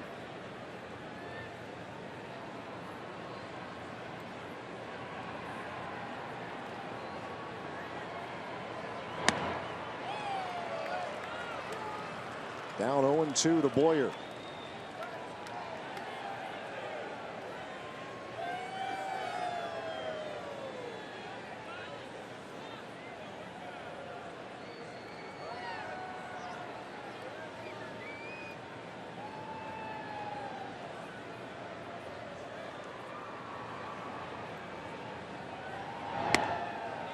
Yeah, 24 years old, and this is his 4th year with the Marlins. So came up at a young age. Yeah, swung the bat pretty well back in 2013. 62 games, a .288 batting average. Not bad for 20 years old. 23rd overall pick in the 2010 draft.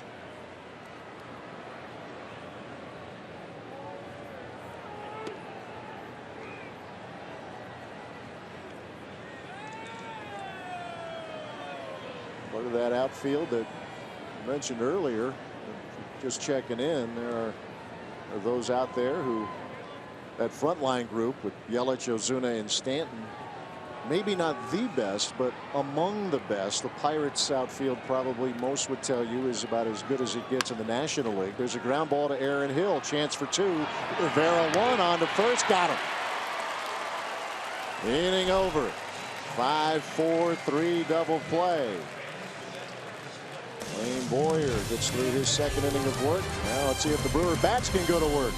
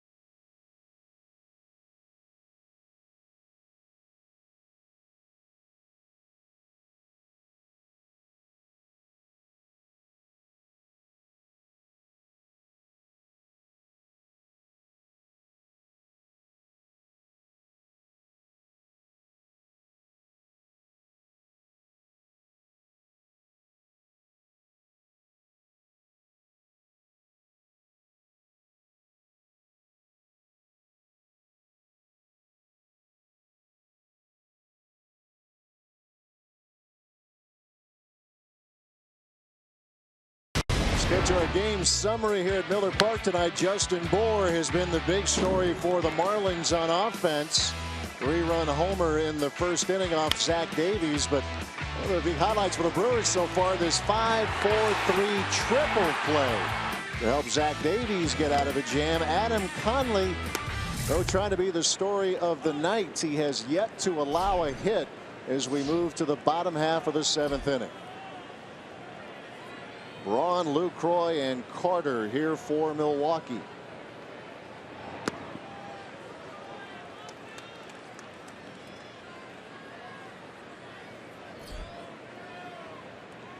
Braun walked in the 4th.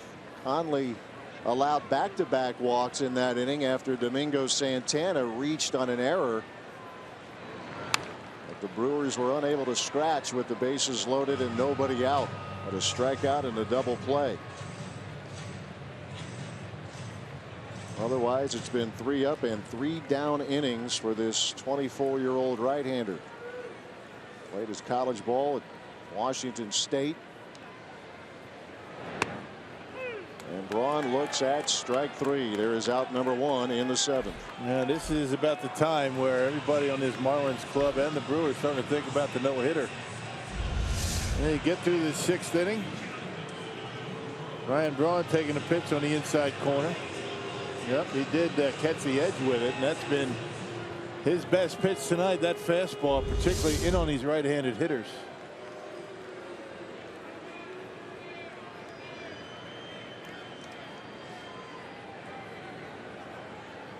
Here's Jonathan Lucroy.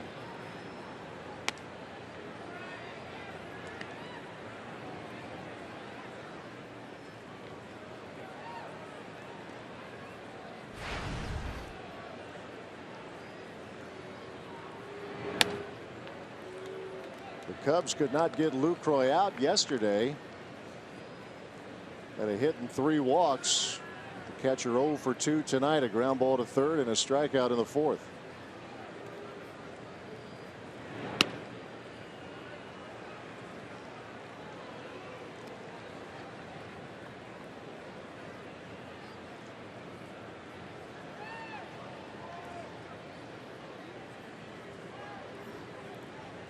Three balls, no strikes.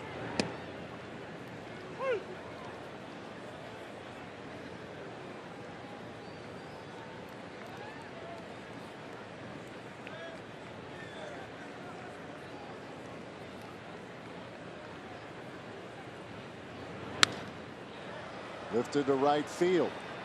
Toward the line, Ichiro gives chase. And just into foul territory.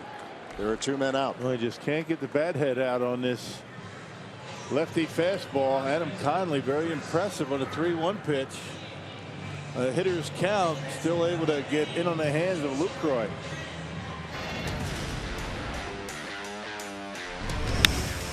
Take a look at the Powerball home run board here. The Brewers in the home park, they like it. They get out the big bats here. 16 of their 20 homers coming in this yard. Could use one.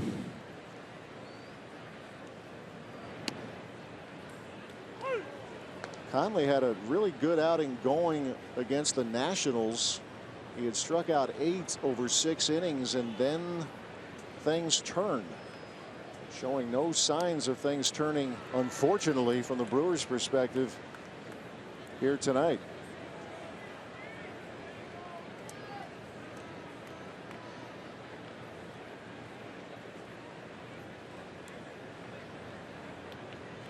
In that start, he gave up homers in the 7th off against Jason Worth and Wilson Ramos, I should say.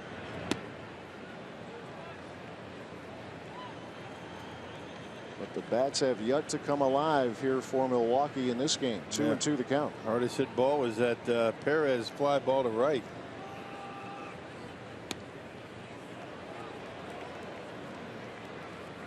Good take there in a full count.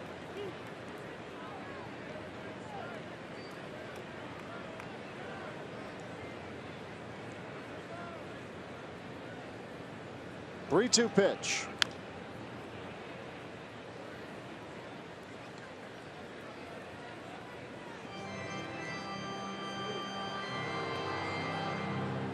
Pitch number 97 coming up for Conley.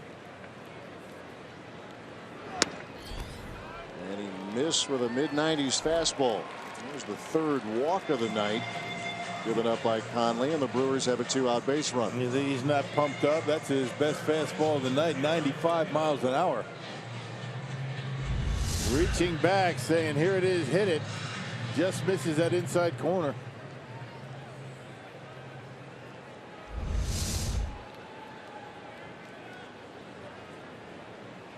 Aaron Hill, a strikeout and a fly ball to center. Shoots one down the line and right, but it will slice foul, and a nice catch. That's why you bring your glove.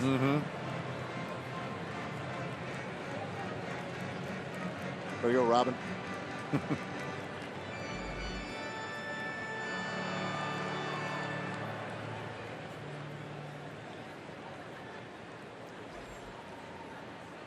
Game keeps us all young.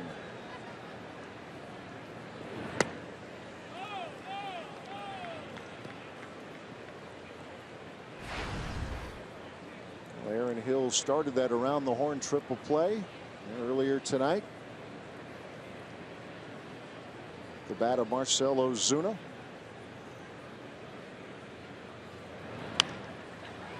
And this has popped up. Rojas, now Yelich coming in. He'll call off his shortstop. And Adam Conley is closing in on a big night here in Milwaukee.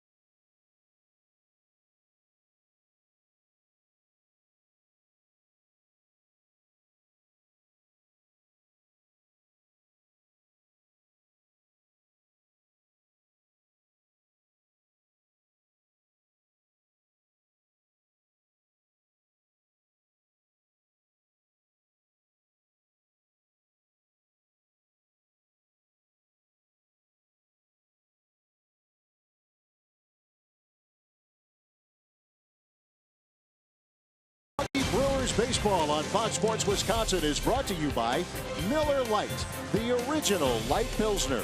Cheers, it's Miller time. And by the Wisconsin Lottery, reminding you to please play responsibly.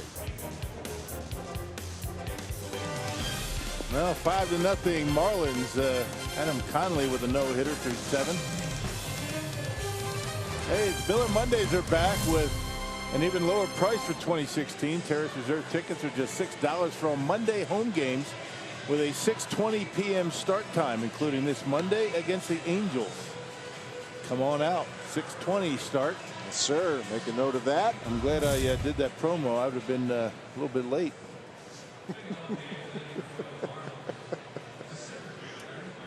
Colin Walsh in the game. You late? Come on.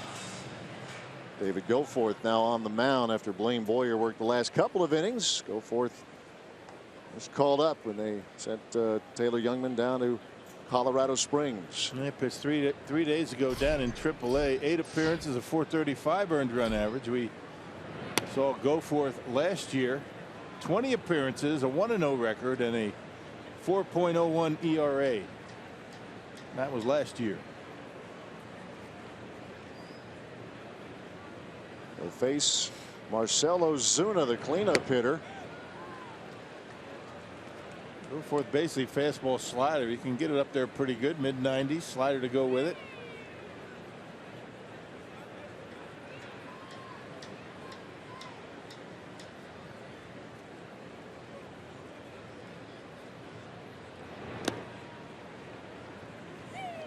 Ozuna's last time up, he hit into a 5-4-3 triple play. The 7th triple play turn in franchise history for the Brewers, and the first in 5 years.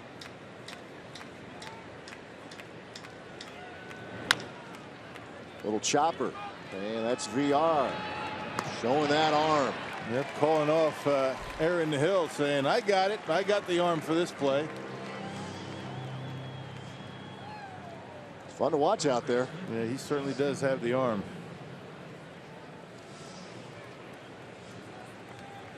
Here's At the Plate, presented by Blaze Pizza, and Justin Bour has put on a show. He's driven in all 5 of the Marlins' runs, a 3-run bomb in the first, solo blast in the 6th, RBI double in the 3rd.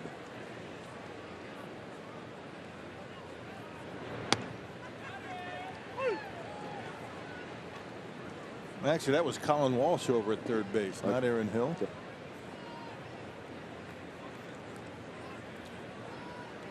There he is. There he is.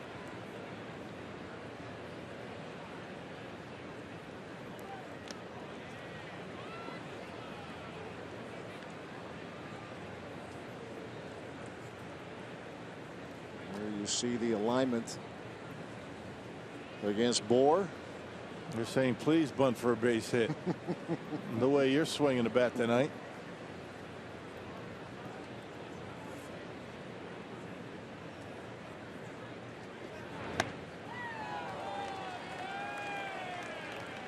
It was interesting listening to some national radio this morning about that. As a matter of fact, Craig Counsell was a guest on MLB Network Radio this morning, and the topic of shifting coming up again, and there are those in the game who would like to see it wiped out completely. Counsell's not one of those. He's talked about this strike 3 called as Bour finally retired for the first time tonight.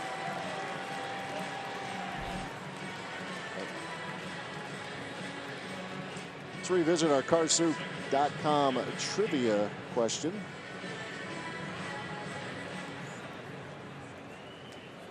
Who's the Brewers' all-time leader in games with 3 stolen bases? Paul Molitor had 6 such games. VR had one yesterday in Chicago. Here's Derek Dietrich. Getting back to the Counsell story, he was talking about part of the beauty of baseball is it's a game of adjustments, and until or unless you can get enough hitters to adjust accordingly to the defenses faced, of course you're going to shift. How are you going to regulate that? I mean, Yeah, no you shifting. can't. I mean, it's impossible to do that. Guys can play wherever they want, right? As long as they're in fair territory. Catcher's the only one allowed in foul territory to start a play.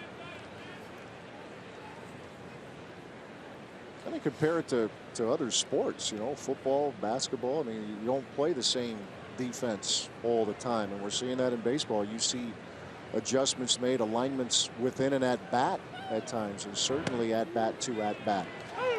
Strike to Dietrich. Nickel defense is a shift, right? Exactly. Basketball, you have zones, various ways you defend a pick and roll, whatever. Different ways to defend hitters here. Maybe a loose comparison, but one nonetheless. Hey, it's working for me. I'm learning a lot about these two sports from you. Pick and rolls and everything. When was the last time pick and roll was ever mentioned in a baseball game? Well done. Well, we try to make history here, Rock. Oh, we have sometimes many times. in totally nonsensical ways. Right. Yeah. But at least we're making history. That's right. That's what we're all about.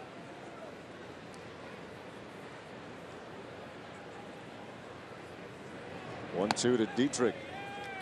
Go for it, missing with a fastball.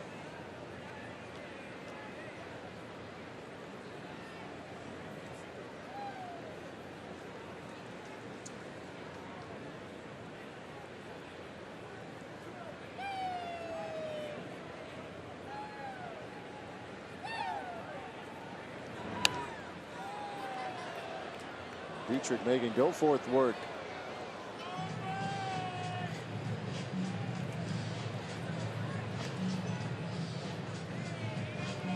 Three in the first, one in the third, one in the sixth for Miami. It's David Goforth from Meridian, Mississippi. Went to Ole Miss. 2-2. Fly ball to left. Braun on the back pedal. And it's a 1-2-3 inning turned in by David Goforth. Time for the Brewers to get a hit off this guy. Conley has given up nothing.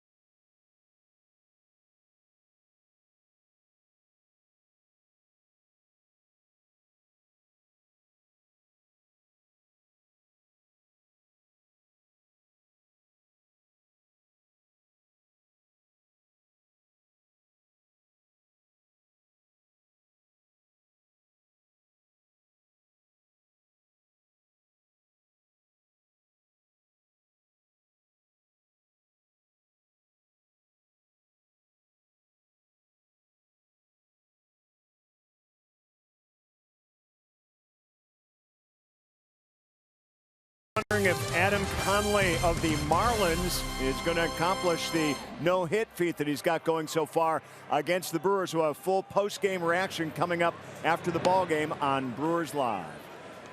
All right, Craig, thank you very much. Ramon Flores will lead things off, bottom of the 8th inning.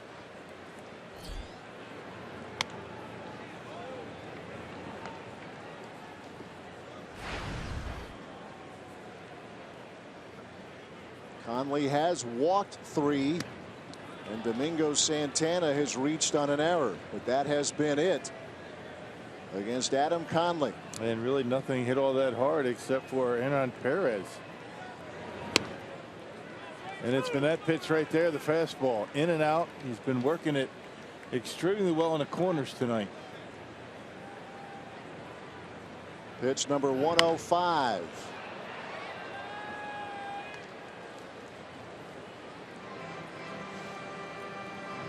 His high for the season through the first 4 starts, a 95 pitch outing against the Nationals. That is strike 3 called, 1 out in the 8th. And then just try to get him out because of a pitch count right now. Well, fastball again, and Flores caught looking. Strikeout number 7 for Adam Conley. Here's Colin Walsh. Winning his first at bat tonight. Walsh 1 for 19 as a Brewer. The 1 hit, his first big league hit, coming last week against Irvin Santana of the Twins.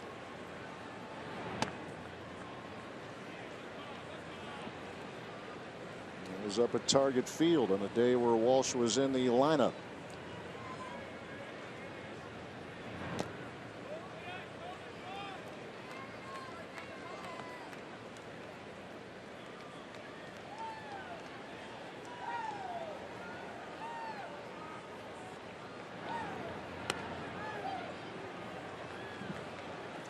The count. Conley had 2 starts last year against the Brewers. 3 2/3 innings in his August 18th start. 4 1/3 on September 8th. No decisions in both of those games. The Brewers, though, in those 2 outings combined for 17 hits against him. 3-2 pitch. And Walsh is on. Walk number 4.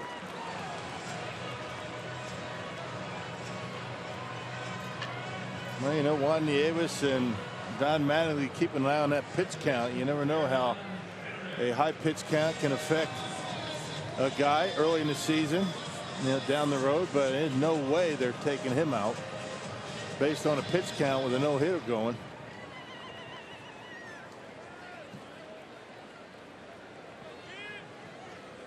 He will face Hernan Perez.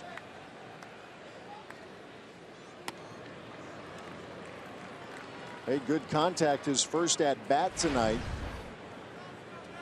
A fly ball to right. Ichiro was able to make the play on.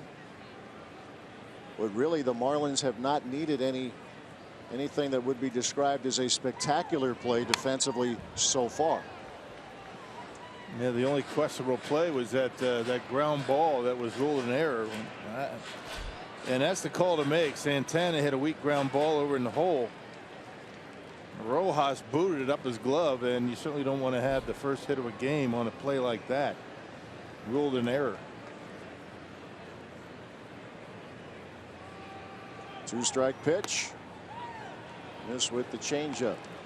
Mention that pitch count. The most pitches that Conley needed in an outing last year was 106. That was against the Phillies on August 23rd. There's a fly ball, right center field. Ozuna, 2 men out.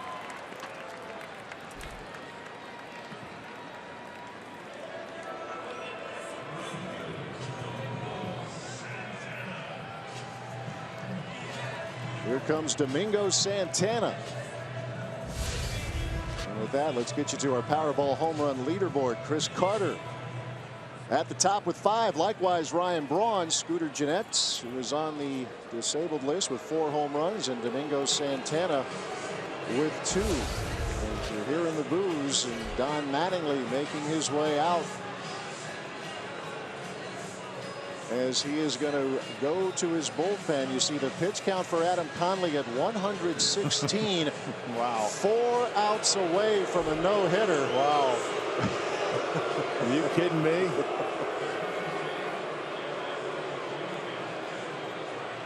Adam Conley looking at him and saying, "You have to be kidding me." Wow. And if it's going to be a no-hitter, it will be a combined no-hitter. As the Miller Park crowd, it's a good baseball town. They know an excellent performance when they see one. That was a heck of a performance by Adam Conley, but boy, what a gutsy call to take him out in this situation. All right, breaking the action here in Milwaukee. It's 5-0 Miami.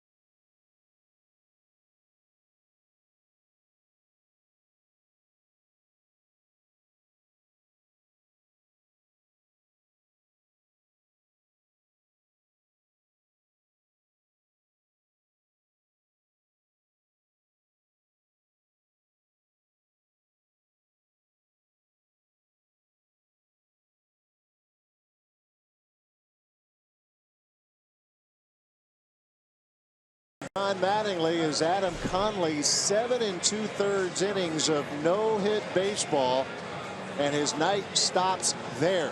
Wow. You see the pitch count, and you have to think that's it. That's uncharted territory for him in terms of pitch count. You know, though, that you know, Edwin Jackson, he's on the Marlins, he's on the disabled list. Maybe he's on the disabled list. 2010 with the Diamondbacks, threw a no-hitter, 149 pitches. Yeah. So, you know, there is precedent in no-hitters. Let these guys go. And Don Mattingly elects to pull the plug on his left-hander. Amazing. Jose Urena now on in relief for the Marlins. Colin Walsh is the runner at first. Domingo Santana the hitter.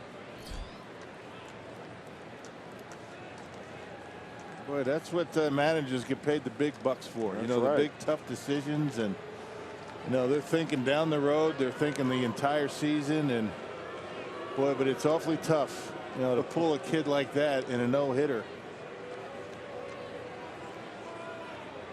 And they were grinding over that. You could see the way they were talking to each other over there. The bench coach over there and Don Mattingly.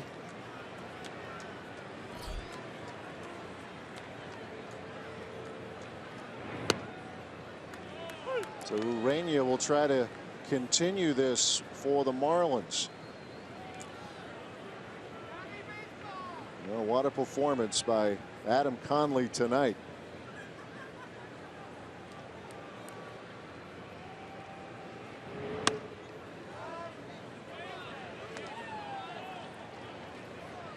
Urena, part of that Marlins bullpen that has been very, very good here of late. In fact, Urena picked up his first career save Wednesday night against the Dodgers.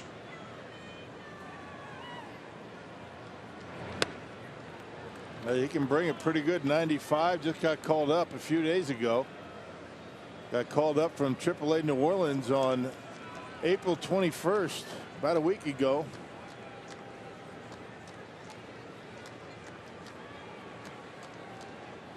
Marlins bullpen over the last 14 1/3 innings has given up just 1 run.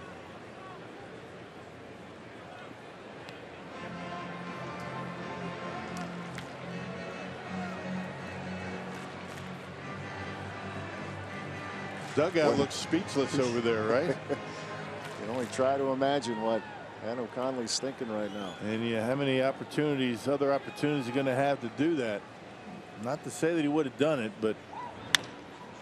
And bouncing ball knocked down by Urania. Can't find it. Now he does. Throw not in time. Yeah, that should be a hit right there.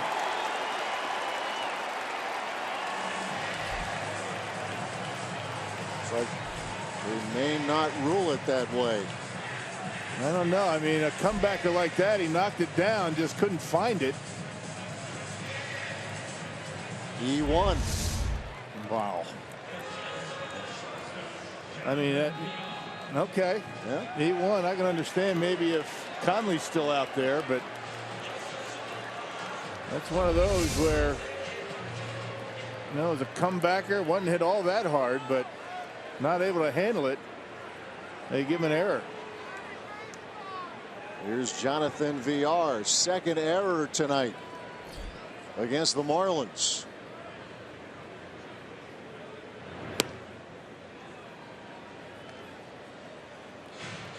Well, how many times do you see a comebacker like that? I mean, it was hit pretty firm. It wasn't hit all that hard, but you know, still off the glove. I mean, it's only got like 50 feet to react.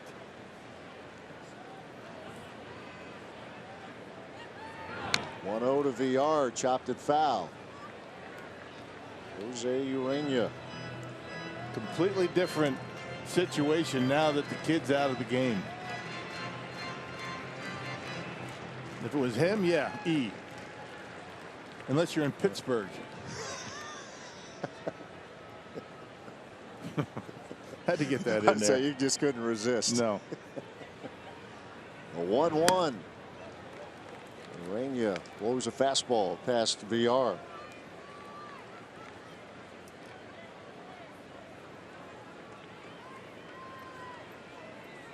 "24 years old, Jose Urania. 3 stints with the Marlins a year ago. And another chopper. Urania plays at first. And the Brewers are still without a hit. 7 2/3 from Conley. Urania finishes up. We go to the ninth. 5-0 Miami.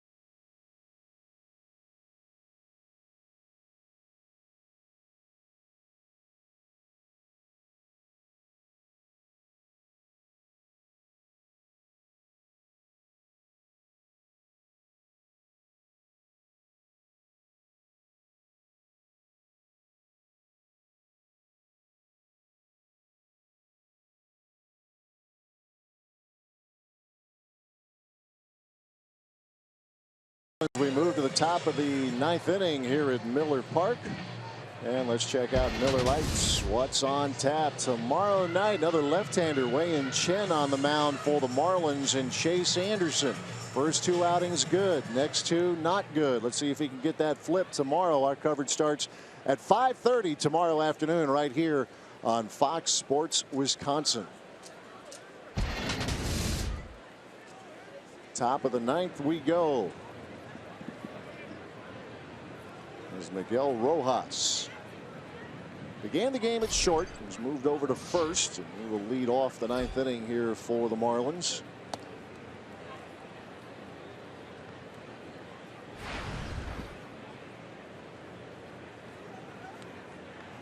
Single to right field for Rojas in the 4th inning.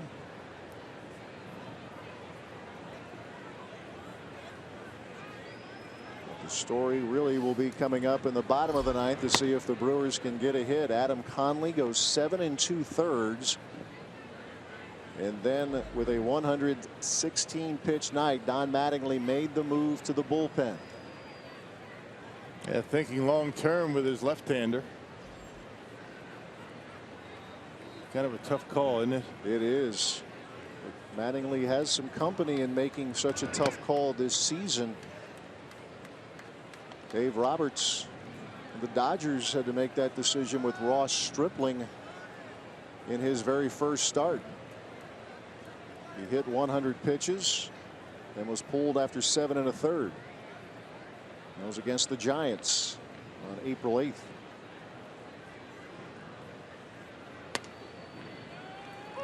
Bob Feller threw a no-hitter on opening day. What do you think his pitch count might have been? 170, 180. He probably didn't care. Yeah, right. Yeah. Pitch count. What's that?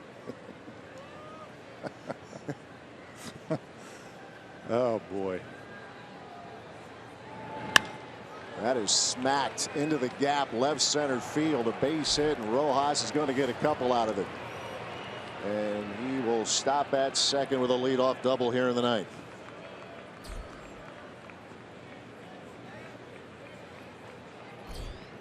That ball was smoked. You know, high fastball from David Goforth, and Rojas tomahawks it. And you see the 4-seam fastball up. Look at the way he gets on top of that baseball. Good extension, and it's a bullet out there in the center field.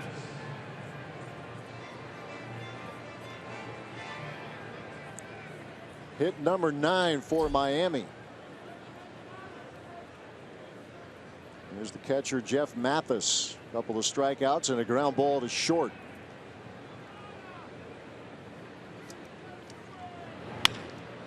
And there's a ground ball over to third. Walsh. Not easy, but he makes the play as Rojas holds at second, 1 out.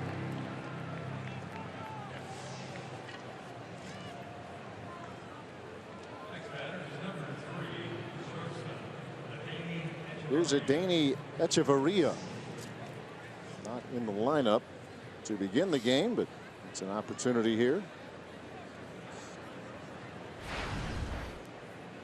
Very talented shortstop. He's struggled at the plate so far this season, but it's been an area of his game at the bat that has improved.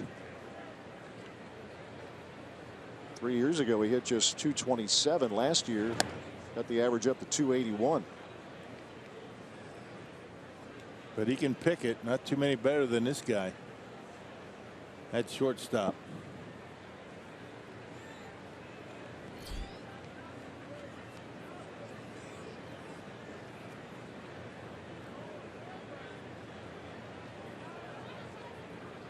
David Goforth, the third Brewers pitcher tonight. Zach Davies went the first 5.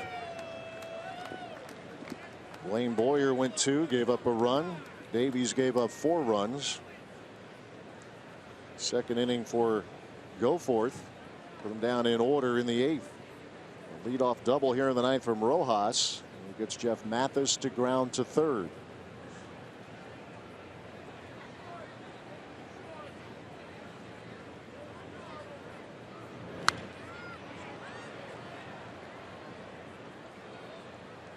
A ball, 2 strikes to Adeiny Echeverria.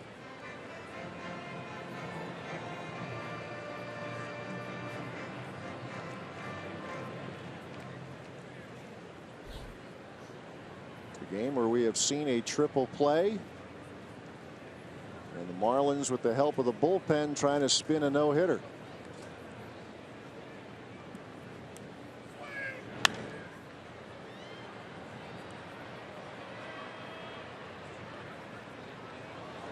And in case you're wondering, I was going to say, has that ever happened before? Yeah, in case you are wondering, it has not. Never had before. a no-hitter and a triple play in the same game. Okay.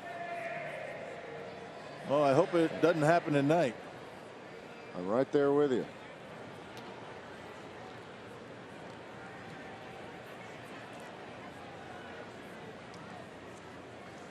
1-2 to Hechavarria.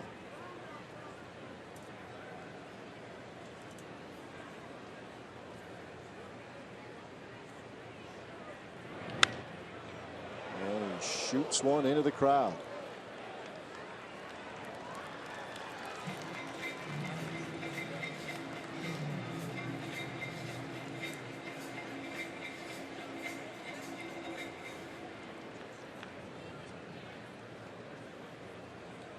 Imagine we'll be seeing a lot of Hechavarria here as the weekend continues. 27 years old. 1-2. Ground ball, another chance for Walsh. And there are 2 men out. This copyrighted telecast is presented by authority of the Milwaukee Brewers and may not be reproduced or retransmitted in any form, and the accounts and descriptions of this game may not be disseminated without the express written consent of Milwaukee Brewers, LLC. 2 outs here in the 9th. And another at bat for Ichiro. He's singled, he has walked. Ground ball to short and a liner to center as well.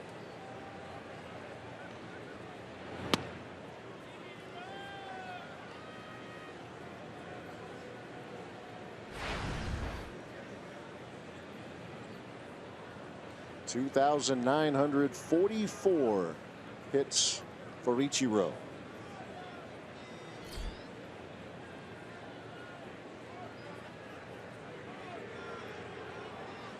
Here's the 1-0. That first ballot Hall of Famer, even if he doesn't get the 3,000. Was there a better hitter in his era than Ichiro? No, I don't think so. I don't think so either. No, I would agree. That he stole bases. He was a terrific outfielder, had a great throwing arm, and boy, could he hit. He's still hitting.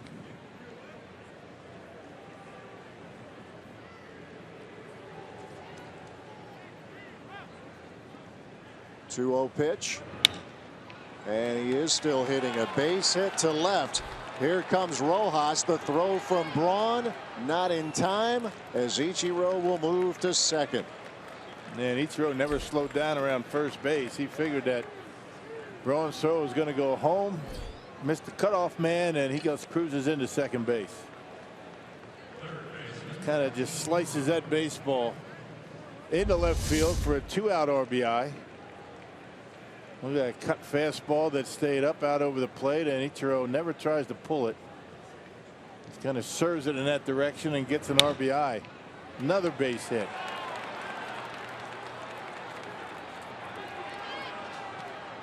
(6-0) Miami in the 9th.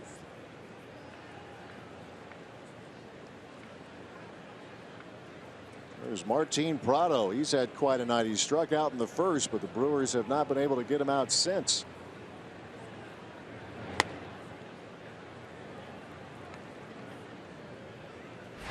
Double to right in the 3rd, and singles to left and to center in innings 5 and 8, or make that 5 and 7.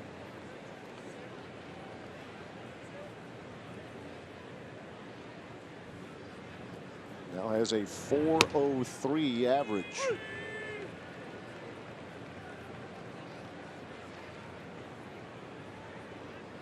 Got some hitters on this club. Yes, they do.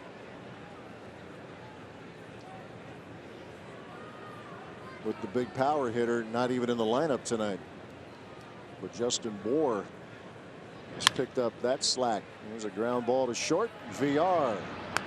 Side retired. Marlins get another run, and now the story is, can the Brewers get a hit? Adam Conley with help from the bullpen, cruising in on a no-no.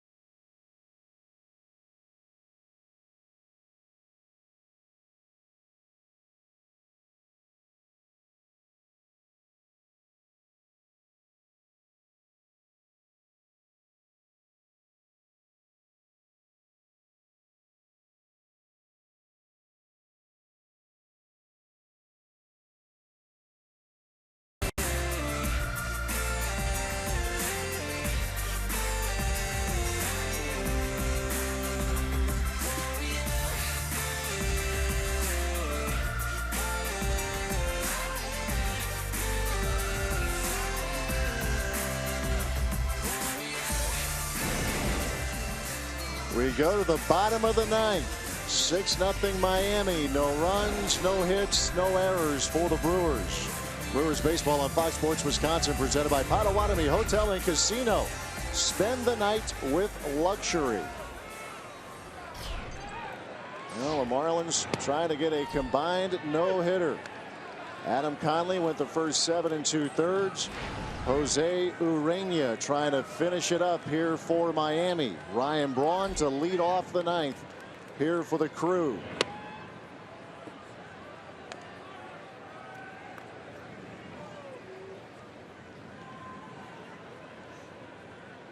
A ball, a strike to the Brewers left fielder.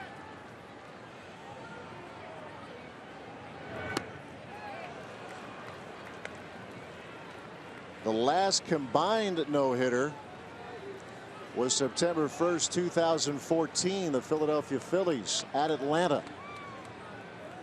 Cole Hamels was the starter that night as Braun strikes out swinging for out number 1. A good pitch, down and in and out of the strike zone. And this Marlins pitching staff is really spinning a dandy here tonight. That was a good pitch.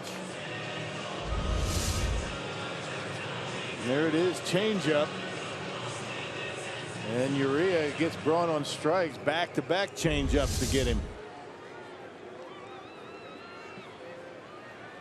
Here's Jonathan Lucroy.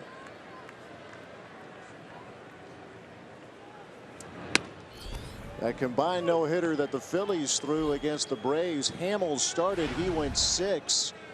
Bullpen help from Jake Diekman, Ken Giles, and Jonathan Papelbon.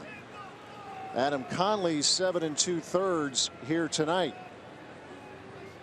Great performance by the 25-year-old left-hander, and now the 24-year-old reliever Jose Urena trying to finish it up, and he is 2 outs away. We have 97 on the fastball, 90 to 91 on the changeup.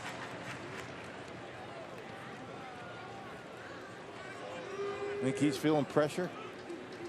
Probably just a little bit, huh? Not bad. 2-strike pitch to Lucroy. This will carry out a play.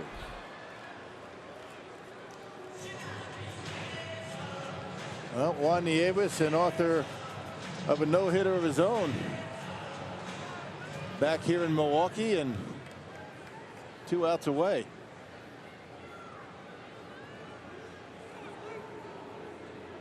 Oh, 2 pitch to Lucroy.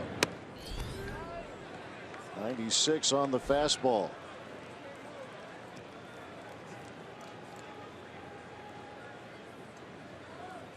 Mentioned Urena last year, 3 stints with the Marlins, had a 1-5 record, started 9 times, appearing in 20 games. And that was his debut season in the big leagues. Lucroy with a liner, right field, and it will drop a base hit. There you go. Jonathan Lucroy breaks up the no-hitter with 1 out in the ninth. Yeah, enough of that nonsense. All right, Luke.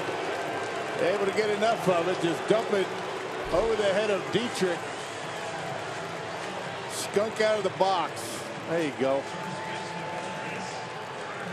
Lucroy with a sigh of relief after that ball landed. A slider that stayed up. Look at Lucroy right off the end of the bat. Dietrich did all he could to get there. But the Brewers' first hit here in the ninth.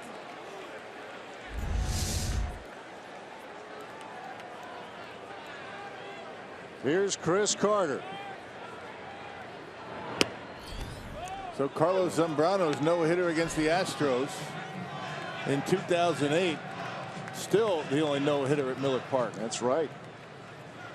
And the Brewers avoid being no-hit. The last time they were no-hit was 2007 at Detroit against Justin Verlander. But they avoid it here with a 1-out single to right off the bat of Jonathan Lucroy off Jose Urena.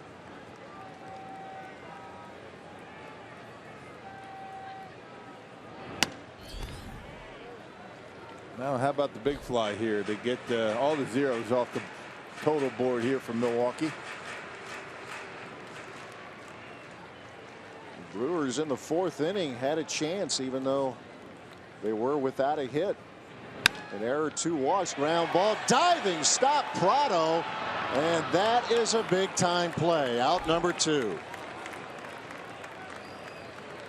Yeah, amazing. Martin Prado going down the line, a backhand, and still able to get his man at first base. These Marlins have been flashing the leather so far this year. Upper 3rd in the National League in defense. That's a beauty. Able to get up and make a good throw with a first base to get Carter. Angles back just a little bit, right in the webbing, and finishes it off with a good throw.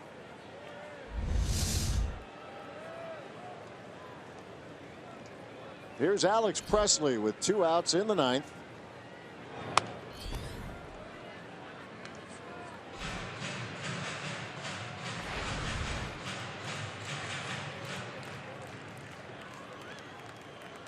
Had a pretty good first week here as a Brewer.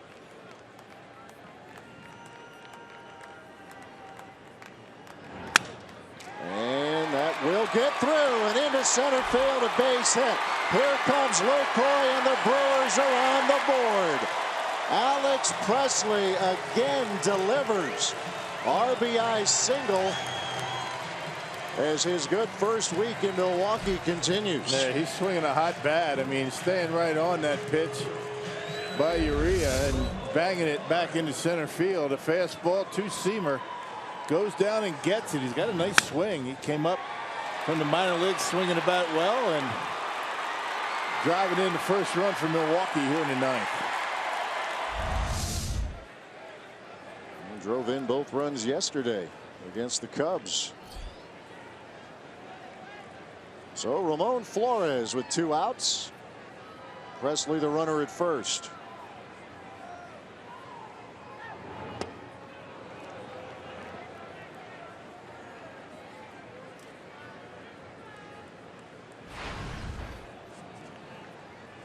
So the Brewers break up the no-hitter in the 9th, and they break up the shutout. Runner going, Flores down the line, fair ball. Here comes Presley. He's being waved in. Flores an RBI double. It's a 6-2 game.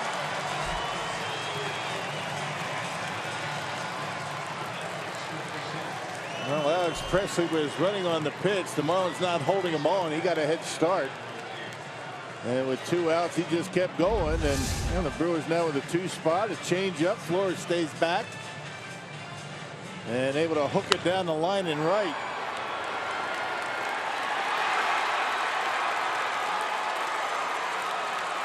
And keep the line moving. See what happens. Maybe get into that Marlins bullpen again.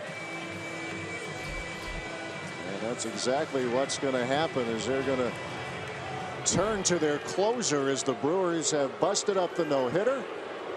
They put a couple of runs on the board, and actually they may not. That's the pitching coach, Juan Nieves, out there, so we may not have a change. Yeah, tying run not at the plate yet, or on deck. Yep.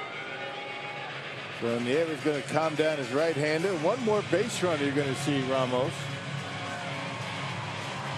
I don't think he's ready yet. Nope. I want to give Urania at least one more hitter here to deal with.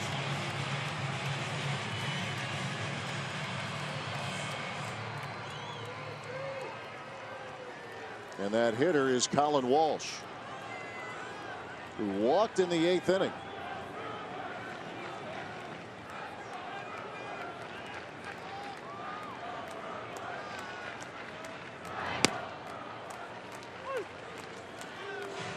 One to Walsh.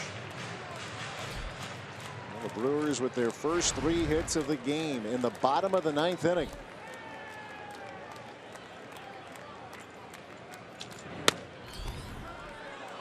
Pours one in there at 96. 0-2 the count. A little bit irritated, isn't he? Rushing it up there pretty well.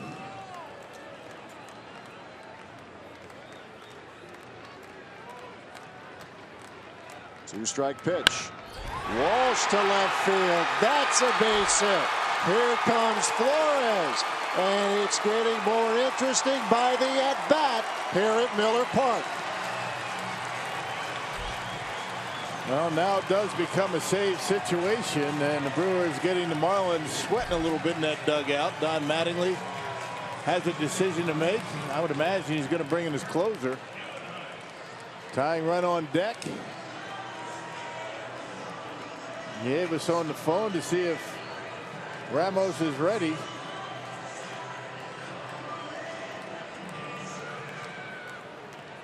Maybe not. Going to play on, or are they? No. There he comes. And now the slow walk to the Miller Park mound.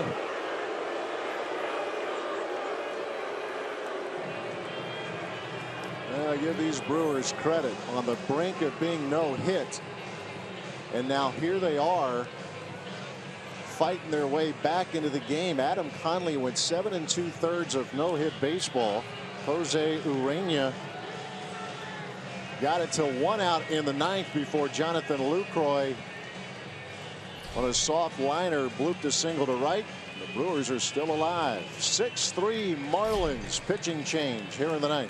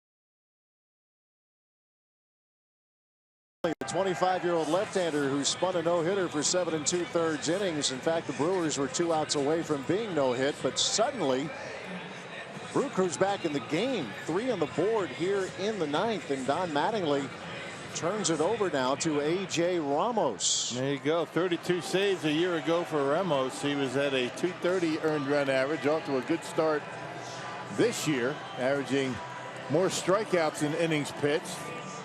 6 for 6 and a 1.00 earned run average.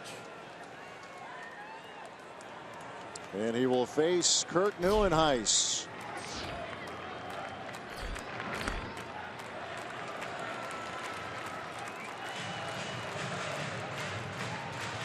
Neuenhuis 1 for 5 as a pinch hitter. It has good numbers against Miami. Trying to extend this game and get it to Domingo Santana. 2 balls, no strikes.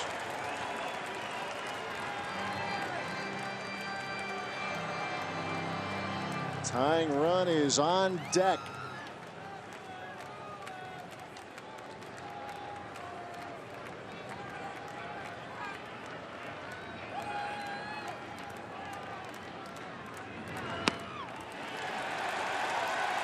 And 1 pitch away from being at home plate. Little nervous twitch by Don Mattingly. Santana hoping to get that chance.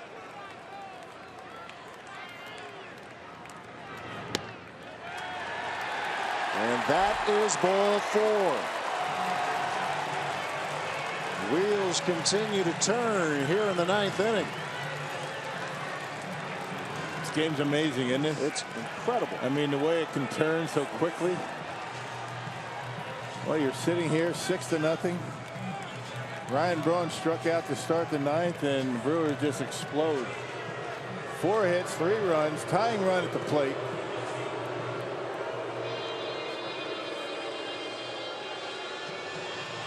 They say it's a slow game. The pace is slow, but boy, I tell you, down in that field, it can turn on you quickly. It's an amazing game. All the hype this week about facing Jake Arrieta, and could he throw back-to-back no-hitters? The answer was no in the first at-bat of the day. And tonight, the Brewers are 2 outs away from being combo no-hit by Adam Conley and Jose Urena. Yeah, I never know, do you? Yeah. Yep. And That's the way it is. Not only are they not no-hit, they're a swing away from tying the game. Down 6-0 to begin this bottom of the 9th. 3 on the board, 2 men on for Domingo Santana. And Ramos still hasn't thrown a strike. Sitting in that bullpen thinking, I'm not pitching tonight. All of a sudden the phone rings. He's got to get ready. It's not that easy.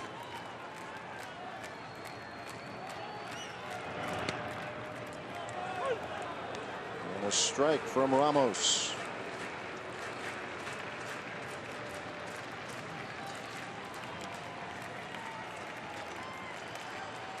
Santana has twice reached on an error. Good hack, but he fouled it back. Brewers down to their final strike.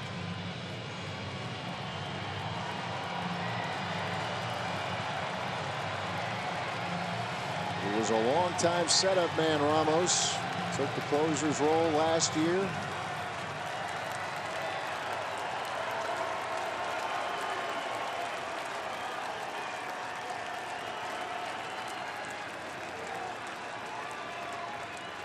Here's the 1-2. Mathis has to go down and get it. Big time right field power for Domingo Santana, and you got to figure he's going to get a slider.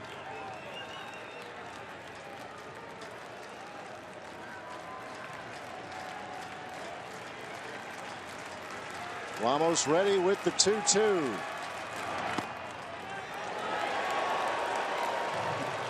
Gotta love this game.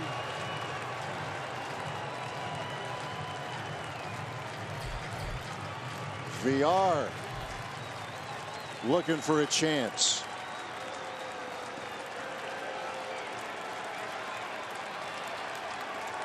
Here we go. 3-2 pitch. Bases are loaded. Tying run at first. Winning run comes to the plate. Well, Don Mattingly maybe wants to get another pitcher up. I doubt it. I mean, that's his closer. He's going to leave him in there. Ron Nieves is on the phone.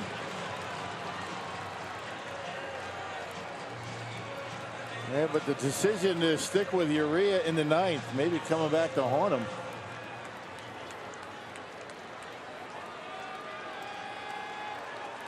Ramos will face Jonathan VR. Adam Conley went 7 2/3. Did not allow a hit. VR, the 9th man to hit here in the 9th inning for the Brewers. Can't find the strike zone. That's the thing. I mean, you're sitting out there. It's 6-0. There's a man on first and 2 outs. You're the closer. You're thinking my night's over. You're starting to pack your stuff up, and all of a sudden you get that call. Things happen quickly, and he's having a difficult time adjusting out there. 1-1 to VR.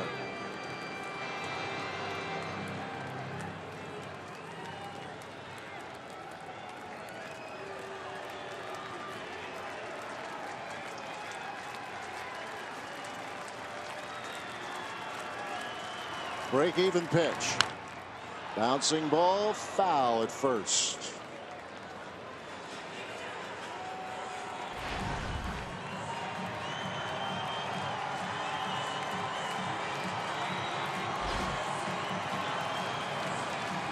VR has been very good. You saw the average at 250, but on base percentage, a healthy 370. Here's the 1-2. Stays alive.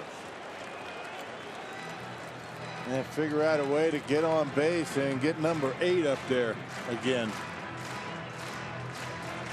He had 3 hits yesterday, 3 stolen bases, and trying to give Ryan Braun a chance.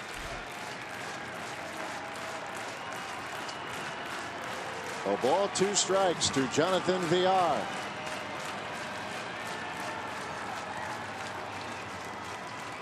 Here it comes.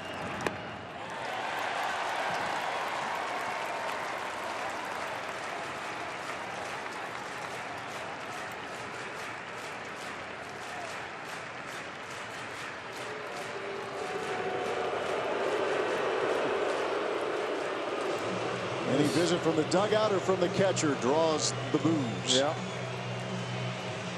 Well, screws are tightening on Ramos. He's giving Villar everything he's got, and Villar is not a guy that chases too much.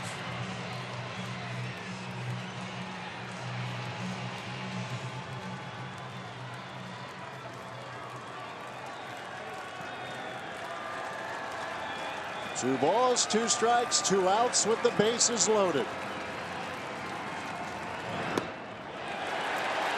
Of course it's a full count. Well, runners get a head start. Santana with great speed. You find a gap here and tie it up.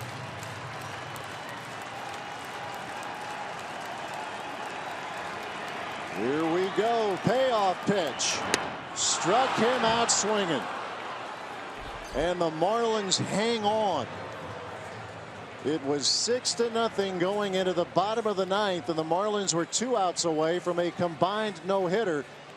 But the Brewers battle back, but unfortunately fall short. The bases were left loaded here in the 9th as Ramos strikes out Villar. And he saved his best pitch for the final pitch and out of the game. That was a slider down and in, and Villar pulled his head, came up empty, and the Marlins able to escape the 9th with the victory. Wow, what a finish. Yeah, what a game. Unfortunately, the Brewers fall short, and they'll be back at it tomorrow night. 6-3 the final as the Marlins take game 1 of this series. Let's send it down to Craig Kashawn standing by for Brewers Live postgame.